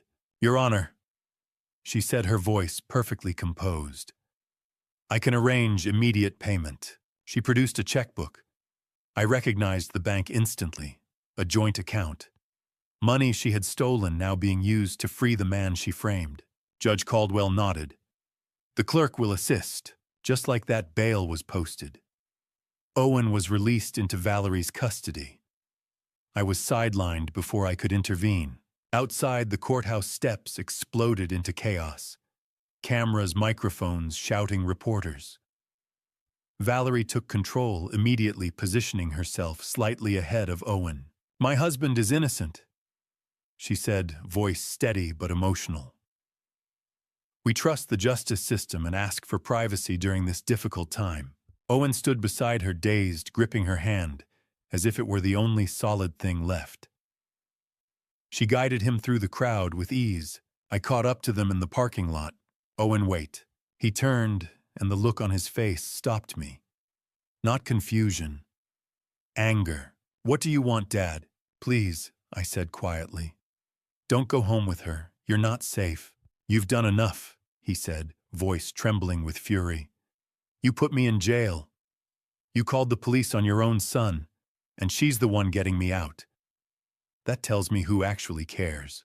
She's been drugging you, I said desperately. The tea, the food. She's been keeping you confused so you wouldn't question. You're obsessed, Owen snapped. You can't stand that I chose someone you don't control, so you invent conspiracies to justify destroying my marriage. Security began moving closer. Leave me alone, he said, his voice breaking. Just leave me alone. He walked toward a black BMW I'd never seen before. New. Valerie waited by the passenger door, the image of loyalty. As Owen approached, she looked back at me. Her smile wasn't for the cameras. It was cold, precise, victorious. Then they drove away. I stood there, chest aching, feeling something I had never known in 30 years as a prosecutor: helplessness. That evening, a process server knocked on my door. The restraining order was clear and absolute. I was to remain 500 feet away from Owen Brennan, Valerie Brennan, and their residence. Violation meant arrest. One signature, one piece of paper, and every legal avenue I had was gone. I sat at my kitchen table, the same one where Anne and I had planned our lives, where Owen had done homework as a child, and stared at the order. Valerie had trapped me. I couldn't warn him. I couldn't protect him. And whatever she planned next, I would have to watch it unfold from exactly 500 feet away. Malcolm's call came at 5 a.m. Wednesday morning. I woke to my phone buzzing on the nightstand, my ribs protesting as I rolled over to answer. I found him. Malcolm's voice was tight with urgency. Bernard Lancaster, retired in Naples, Florida. If we leave now, we can be there by 5:30 this evening. I was dressed and out the door in 10 minutes. Malcolm's 2018 Toyota was already running when I got in a thermos of coffee waiting in the cup holder. He'd done the research overnight. Bernard Lancaster, the prosecutor who'd actually convicted Douglas Grayson, had retired in 2015 and moved to a golf community in southwest Florida. 12 hours. Over 1,000 miles of highway between us and the one man who could prove I'd never touched the Grayson case. What do I even say to him? I asked, as we merged onto I-95 South Dawn, just breaking over Connecticut. The truth, Malcolm said. That a woman married your son to destroy you for a case you never prosecuted. That she's been planning this for 15 years. That we need his help to prove it. And if he won't help, Malcolm's hands tightened on the steering wheel. Then we figure out Plan B. We drove through morning traffic, stopping only for coffee and gas. Malcolm took the first 6 hours while I tried to rest, but sleep wouldn't come. All I could think about was Owen back in Connecticut, alone in that house with a woman who'd spent 7 years positioning herself to destroy him. The restraining order meant I couldn't even call him. Couldn't check if he was okay. 500 feet might as well have been 500 miles. We crossed into Georgia at 1 p.m., Florida at 3. The landscape changed from industrial corridor to palm trees and retirement communities, everything flat and green and utterly foreign to someone who'd spent his entire life in New England. Cypress Point was exactly what I'd imagined, a gated community with pristine golf courses, white buildings, retirees in golf carts, moving between clubhouse and condos. The security guard at the entrance looked skeptical when Malcolm explained we were former colleagues with a legal matter to discuss. Mr. Lancaster doesn't usually take visitors without advance notice, the guard said. Tell him Simon Brennan is here about the Douglas Grayson case, I said. He'll understand. The guard made the call. Whatever Lancaster said convinced him because the gate swung open. We found him at the clubhouse sitting on a covered patio with a drink, sweating in the Florida heat. Bernard Lancaster at 68 looked nothing like the prosecutor I vaguely remembered from newspaper photos, tanned fit, wearing a polo shirt and relaxed in a way that only comes from years of successful retirement. Simon Brennan. He stood extending his hand. I remember you. The Costello case, right? That was legendary. What brings you all the way to Florida? I told him. Everything. Kendra Grayson. The 15-year revenge plot. Owen framed and jailed. The forged signatures. The media misidentification that had started it all. Lancaster's face went from confused to shocked to understanding as I talked. Douglas Grayson. He sat back down heavily. Christ, I haven't thought about that case in years. You're telling me his daughter thinks you prosecuted it? Every news article about the trial had my photo, I said. I was famous that year for the Costello conviction. The media used my face for everything coming out of the DA's office. They do that, Lancaster said quietly. You were photogenic. Good with sound bites. Made for television. They used your image even for cases you had nothing to do with. He paused. And an 8-year-old girl saw your face everywhere and assumed you were the one who put her father in prison. I need proof, I said. Court records, trial transcripts, anything that shows I wasn't involved? Lancaster nodded slowly. Come inside. I keep digital copies of all my major cases. His condo was immaculate white walls, golf trophies, photos of grandchildren. He pulled out an iPad and navigated to a cloud storage folder labeled Career Archive. The Grayson file was extensive. Trial transcripts, court filings, every document clearly listing Bernard Lancaster as lead prosecutor. My name didn't appear anywhere. Then he showed me the media coverage. Articles from 2010. Television clips archived online, and there in every single piece was my face. Press conferences about the Costello case spliced into stories about the Grayson trial. My photo next to headlines about securities fraud I'd never investigated. The media was sloppy, Lancaster said. They wanted a face that sold papers. You were that face. I was just the guy doing the work. Will you testify to that? I asked. If it comes to trial, will you provide a sworn statement? Absolutely. He was already pulling out a USB drive. Let me copy these files for you. Court records, my personal notes, everything. This woman framed your son because of a mistake that wasn't even yours to begin with. We'll fix it. It was 6:30 p.m. Florida time when my phone rang. Unknown number. I almost didn't answer. I'd been screening calls all day, avoiding reporters and well-meaning former colleagues. But something made me pick up. Prosecutor's instinct, the kind that warns you when something is catastrophically wrong. I heard breathing first, heavy-labored wrong. Then Owen's voice, barely recognizable, slurred, weak, desperate. Dad, help. Something's wrong. Can't. The phone clattered. Impact sounds. Something hitting the floor. Then Valerie's voice in the background, distant, but clear enough. You weren't supposed to wake up yet. Sounds of struggle, a crash. The call cut off. I tried calling back immediately. The number was already disconnected. Malcolm. My voice didn't sound like my own. We need to go. Now. Malcolm was already moving, phone pressed to his ear, calling 911. I stood frozen on Lancaster's patio, my son's weak voice echoing in my mind, understanding with horrible clarity what I'd just heard. Valerie wasn't waiting anymore. Whatever her endgame was, it was happening right now. How fast can we get back? I asked, running after Malcolm to the car. He was already starting the engine.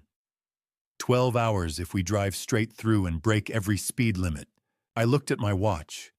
6:30 p.m. Florida time. Owen was over 1,000 miles away, possibly dying. And I had 12 hours of highway between us. Drive, I said. Malcolm's foot hit the gas, and Cypress Point disappeared behind us in a blur of palm trees and panic. Malcolm and I broke every speed limit between Naples and Connecticut. 12 straight hours on the highway, darkness swallowing the miles, headlights cutting tunnels through the night. We made frantic calls to the FBI and state police phones, switching between hands, charging cables stretched tight. No matter how fast Malcolm drove, one thought refused to leave me: we were already too late. The call to FBI Special Agent Nicole Bradford came at 3:45 p.m. somewhere between Naples and the Georgia state line. Malcolm had her number from his years handling federal security contracts. My phone was on speaker. The speedometer climbed past 90. Special Agent Bradford. Agent Bradford.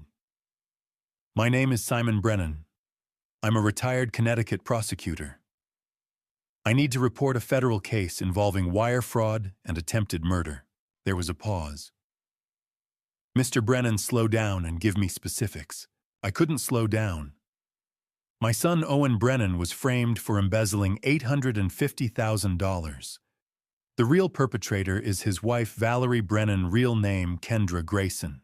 Her father Douglas Grayson was convicted of securities fraud in 2010. She's been planning this for 15 years. Right now, my son is dying in Connecticut while we're 1,000 miles away. Bradford's tone sharpened. Where are you? Northbound I-95, just past the Florida-Georgia line. Your son's location. 482 Thornhill Drive, Greenwich, Connecticut. Typing echoed through the line. I'm opening a case file. I need everything: documents, forensic reports, sworn statements. I'm sending you a secure email address. Malcolm took the next exit and pulled into a rest stop. For 20 minutes, we uploaded files from my phone, forged wire transfer photos, Dr. Eleanor Vaughn's handwriting analysis, Bernard Lancaster's sworn affidavit, and court records. Bradford stayed on the line the entire time. Received, she said. Connecticut State Police are being dispatched for a welfare check. Tell them to hurry, I said. If Kendra suspects, let us handle this. Where will you be? Driving north, Malcolm said. Connecticut by 4 a.m. I'll keep you updated. Don't act independently. The call ended. We were deep into South Carolina when Bradford called back. It was 4:30 p.m. Connecticut time. Mr. Brennan, police conducted the welfare check. Your son was found unconscious. Paramedics are on scene. He's being transported to St. Francis Hospital. My hands went numb. He's alive. Suspected sedative overdose. He's being stabilized. And Valerie. No sign of her. The residence shows a rushed exit, drawers, open closets cleared. An APB is out for her vehicle, a black BMW 5 Series registered to Valerie Brennan. She's running, Malcolm said. Maryland State Police are assisting. Kendra Grayson's grandmother owned a farmhouse in Frederick County, vacant since 2013. Units are checking it now. That's where she'll go, I said. It's the last place that mattered to her. Stay available. The hours blurred. Virginia at 11 p.m., Maryland border at 2 a.m. Bradford called twice more. Owen was stable in ICU. The BMW was spotted on traffic cameras heading west toward Frederick County. A SWAT team was mobilizing. At 4:30 a.m., Malcolm's phone rang. Captain Porter, Maryland State Police. We located the vehicle, Porter said. Abandoned farmhouse 10 miles outside Frederick. No movement. Perimeter going up. Where are you? 20 minutes out, Malcolm replied. Do not approach. This is a police operation. Malcolm ended the call and pressed the accelerator. We arrived at 4:45 a.m. The farmhouse sat at the end of a gravel road, fields choked with weeds, a barn collapsing beside it. Police cruisers ringed the property. Red and blue lights pulsed against the dawn. A SWAT van waited near the tree line. Agent Bradford stood at the perimeter, FBI jacket zipped tight. She raised a hand when she saw me. You stay back. That's my son's wife in there. This is federal. I'm the only one who knows why she's doing this, I said quietly. She thinks I destroyed her family. She's wrong. If anyone can reach her, it's me. Bradford studied me, then glanced toward the house. A single light burned upstairs. 5 minutes, she said. You don't enter without authorization. I walked toward the house, legs, stiff ribs aching from the beating weeks earlier. The porch boards creaked beneath my weight. Kendra, I called. I know you're inside. I know who you are. I know about Douglas. Silence. I stepped closer. I never prosecuted your father. That case belonged to Bernard Lancaster. I was assigned to a corporate fraud trial the same week. The media confused us. That's why my face appeared in coverage. Nothing. You've spent 15 years believing I destroyed your family, I said. It was a lie born from a journalist's mistake. I'm sorry for everything you lost. But my son didn't do this. He loved you. He still does. The door opened. Kendra stood in the doorway, backlit by dim light. Her hair was tangled, eyes red, face hollow. In her right hand, she held something small and dark. You're lying, she said. I'm not. Bernard Lancaster is in Florida. He has the records. I was never involved. Her hand shook. Your face was everywhere. Because of another case. Same week. Wrong man. My father died believing you ruined him. I know, I said. But hurting Owen won't fix that. For a moment, her expression wavered. Then it hardened. You should have stayed blind. Behind me, Bradford shouted, Kendra Grayson, FBI. Drop the object. Step outside. Kendra looked at me once more, then stepped back and slammed the door. Footsteps echoed upstairs. Bradford pulled me back. We're going in. I stood on frozen gravel as SWAT advanced, wondering if I'd just made everything worse.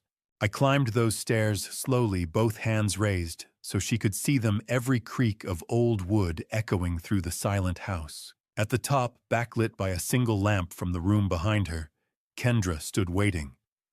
In her hands, not a weapon. A file folder. It was thick, worn at the edges, the kind of thing that had been carried for years. Newspaper clippings jutted out from the sides like paper thorns. Kendra, I said softly, we need to talk. So 15 years.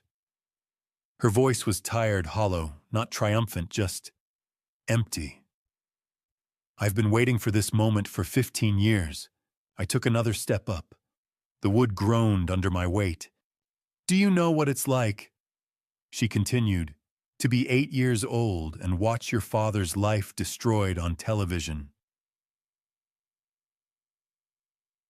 I can't imagine, I said honestly. In every night my grandmother showed me these. She lifted the folder slightly.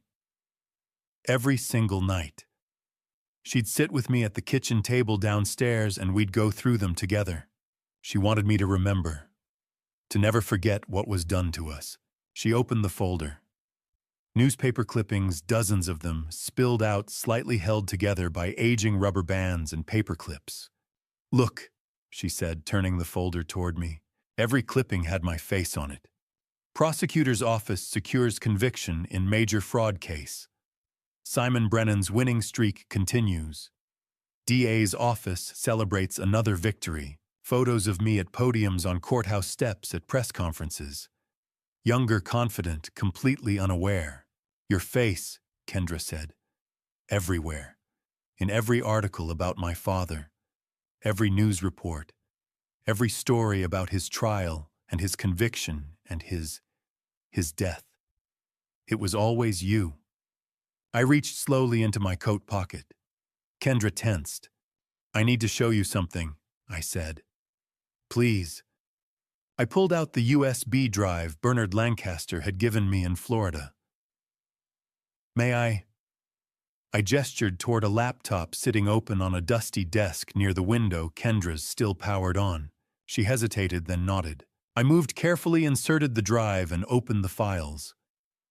Court transcripts filled the screen, page after page of official records from United States versus Douglas Grayson, case number 10, CR 4891. You read the prosecutor's name, I said quietly. The lead attorney. Kendra leaned forward, squinting at the screen. Bernard Lancaster, on every page. Motion to admit evidence. Bernard Lancaster, Assistant United States Attorney. Presentation of witness testimony. Bernard Lancaster. Closing arguments. Bernard Lancaster. Simon Brennan's name appeared nowhere in the official record. Kendra's hands began to shake. No. Grandmother showed me. Those were media photographs, I said. That year I was famous. I'd just won the Costello organized crime case, the biggest prosecution of my career. The media used my image to sell papers, even for cases I'd never touched. They needed a face for the tough prosecutor narrative, and I was convenient. You're lying. I was never assigned to your father's case. I was in a completely different division, white-collar crime, not securities fraud. I never met Douglas. I never spoke at his trial. I had nothing to do with his conviction. I clicked through more files, case assignment logs, prosecutor schedules, internal memos. Every document confirmed the same truth. Kendra stared at the screen. 15 years of certainty crumbling. I married Owen, her voice cracked. To hurt me, yes. I drugged him, controlled him, framed him for crimes he didn't commit.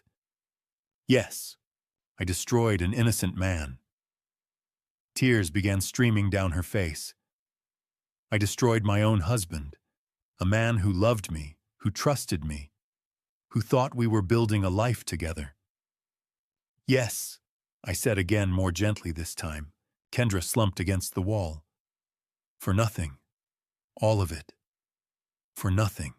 The folder slipped from her hands. Newspaper clippings scattered across the floor like autumn leaves, my face staring up from dozens of photographs, frozen in moments I barely remembered.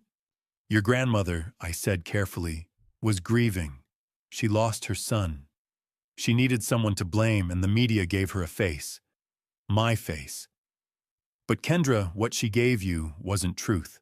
It was poison disguised as love. She said we'd get justice. Kendra's voice was barely a whisper.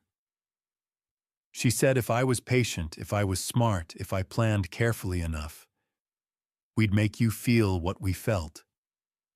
And did it work? I asked. Do you feel better now? Does any of this feel like justice? She looked at me with eyes that had gone hollow. I feel nothing. Footsteps sounded on the stairs behind me. FBI agents moving up from their positions below. Agent Bradford appeared at the top landing, her weapon holstered, but her posture tense. "Ah, Mr. Brennan, step away from her." Two agents moved forward, producing handcuffs. Kendra didn't resist. She stood there like a marionette with cut strings while they secured her wrists behind her back. As they lifted her to her feet, she looked at me one more time. "Your name was everywhere," she said. "How was I supposed to know?" "I'm sorry about your father," I said. "I'm sorry the system failed your family. I'm sorry your grandmother fed you hatred instead of helping you heal. And I'm sorry that the media's laziness destroyed more lives than anyone counted." "Owen," she whispered, as the agents began guiding her toward the stairs. "Is he alive? At the hospital. You almost killed him, but he's alive." Something flickered in her eyes.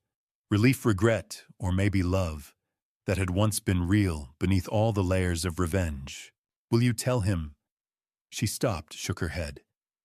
"No, there's nothing to tell him. Nothing that would matter now." The agents led her past me down the stairs, their footsteps heavy on the old wood. I heard the front door open, then close, car doors slamming, an engine starting. I stood alone in Dorothy Grayson's farmhouse as dawn broke through the dusty windows, painting everything in shades of gray. Around me scattered newspaper clippings, my own face staring up from dozens of photographs. The face of a man who'd never known he was destroying a little girl's life just by getting his picture taken. Outside, I heard car doors close, engines rev. Kendra was being driven away in federal custody to Hartford, to arraignment, to trial, to prison. The revenge plot that had consumed 15 years of her life was over, and I felt nothing but a bone-deep sadness for Owen, for Kendra, for Douglas, for all the lives that hatred had shattered. 15 years of planning, 7 years of marriage, one careless moment by a photo editor who needed a recognizable face for the morning edition, and countless lives ruined because no one thought to check the truth. I bent down and picked up one of the clippings, a photo of me from 2010, standing on the courthouse steps, with my briefcase looking confident and righteous. I didn't even remember that day. It had been just another case, just another press conference, just another moment in a career full of them. But for an 8-year-old girl watching her father's world collapse, it had been everything. I heard Agent Bradford's footsteps on the stairs. "Mr. Brennan, we need to take your statement, and then I imagine you'll want to get to Connecticut to see your son." "Yes," I said, letting the clipping fall back to the floor. "Let's go home." 6 months after that December night in Maryland, after the arrests, the headlines, and countless hours spent beside Owen's hospital bed, I sat in a federal courtroom and watched a judge sentence Kendra Grayson to 25 years in prison. But that wasn't where this story truly ended. It ended on a quiet Sunday morning, standing beside my son at his mother's grave, finally at peace. But first, the trial, June 2026. Federal Court, Hartford. The courtroom was full, journalists, legal observers, and members of the public who had followed the case for months. This time, I wasn't a prosecutor. I was just a father watching justice take its course. Kendra sat at the defense table in a gray suit, hands folded, expression empty. The woman who had executed a 7-year revenge plot looked small now, nothing like the confident hostess who had welcomed me into her home. The charges were read: wire fraud, identity fraud, attempted murder, conspiracy. Each a federal offense, each carrying years behind bars. I testified. So did Malcolm. Dr. Eleanor Vaughn explained the forged signatures. Bernard Lancaster appeared via video from Florida, confirming I had never prosecuted Douglas Grayson. FBI forensic accountants traced the stolen money through shell companies and offshore accounts. Owen's medical records showed dangerous sedative levels, evidence of long-term poisoning. The evidence was overwhelming. The jury deliberated for 3 hours. Guilty on all counts. At sentencing, Judge Margaret Collins looked directly at Kendra. Ms. Grayson, you destroyed innocent lives based on a mistake you never verified. Revenge without truth is cruelty. This court sentences you to 25 years in federal prison with restitution of $850,000. Kendra showed no reaction. Whatever fire had fueled her for 15 years had burned out. Owen's recovery was slow. January hospital detox. His body struggled after years of sedatives hidden in tea and vitamins. Memory gaps. Weakness. February physical and cognitive therapy. Gradually the son I remembered returned clearer but scarred. March he moved into an apartment near my house. Weekly dinners began awkward at first, then easier. April the divorce was finalized. Uncontested. Signed from federal custody. May Owen return to work part-time. Healthier. Stronger. Himself again. The day after sentencing, Owen called. Dad want to get coffee. We met at Roosevelt's cafe. Sunlight filled the room. Owen looked present. Alive. The doctors say the effects should fade completely, he said. Some memory gaps may remain, but most of it's coming back. You're here, I said. That's what matters. After a pause, Owen spoke. I'm sorry I didn't believe you. She kept me so confused. You were manipulated and drugged. That wasn't your fault. He nodded. Do you ever think about visiting her? I already did. He looked surprised. The prison visiting room was divided by plexiglass. Kendra sat in an orange jumpsuit, older hollow. Why did you come? She asked. To say I'm sorry about your father and your grandmother. The system failed your family. You didn't prosecute him. No. But I'm still sorry for the child who grew up in grief instead of love. She was silent. Owen will never forgive me, she said. He doesn't have to. Then why forgive me? Because hatred destroys everything it touches. I won't carry it anymore. As I stood to leave, she pressed her hand to the glass. Thank you for saving Owen. Back at the cafe, Owen listened quietly. I don't know if I can forgive her, he said. You don't have to. Healing takes different paths. He smiled faintly. Mom would know what to say. She always did.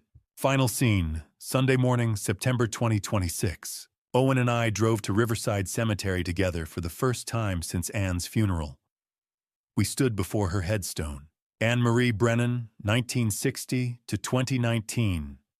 Beloved wife and mother. Mom would say we survived, Owen said. That we're still family. Still family, I repeated. His hand rested on my shoulder. No fear, no flinch. Next Sunday, he asked.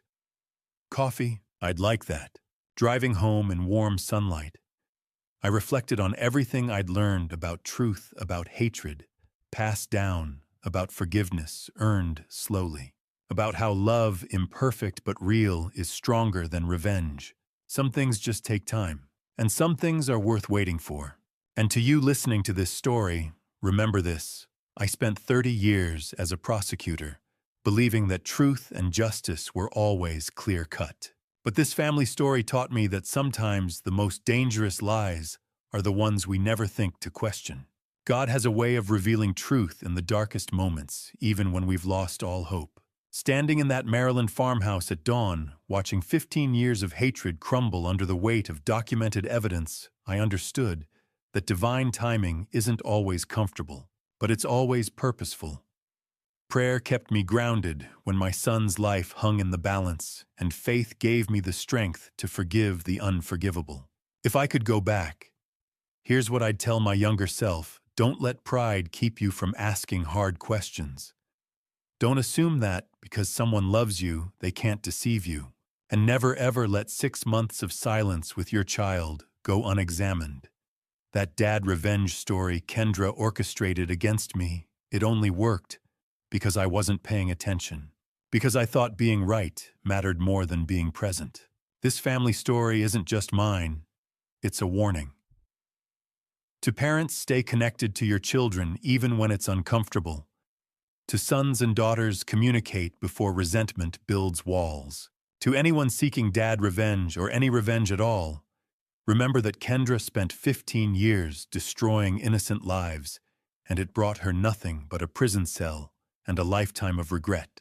In my personal opinion, the real villain of this family story wasn't Kendra. It was unchecked grief, lazy journalism, and our collective failure to verify truth before passing judgment. We live in an age where anyone can be destroyed by a photograph taken out of context. That terrifies me. So please, if this story moved, you leave a comment below sharing your thoughts. Have you ever been caught in a web of misunderstanding? How did you find your way back to truth? Subscribe to this channel for more stories like this, and share this video with someone who needs to hear it. Thank you for staying with me until the very end. And a quick note, the stories that follow may contain fictional elements created for educational purposes. If this type of content isn't for you, feel free to explore other videos that better suit your preferences.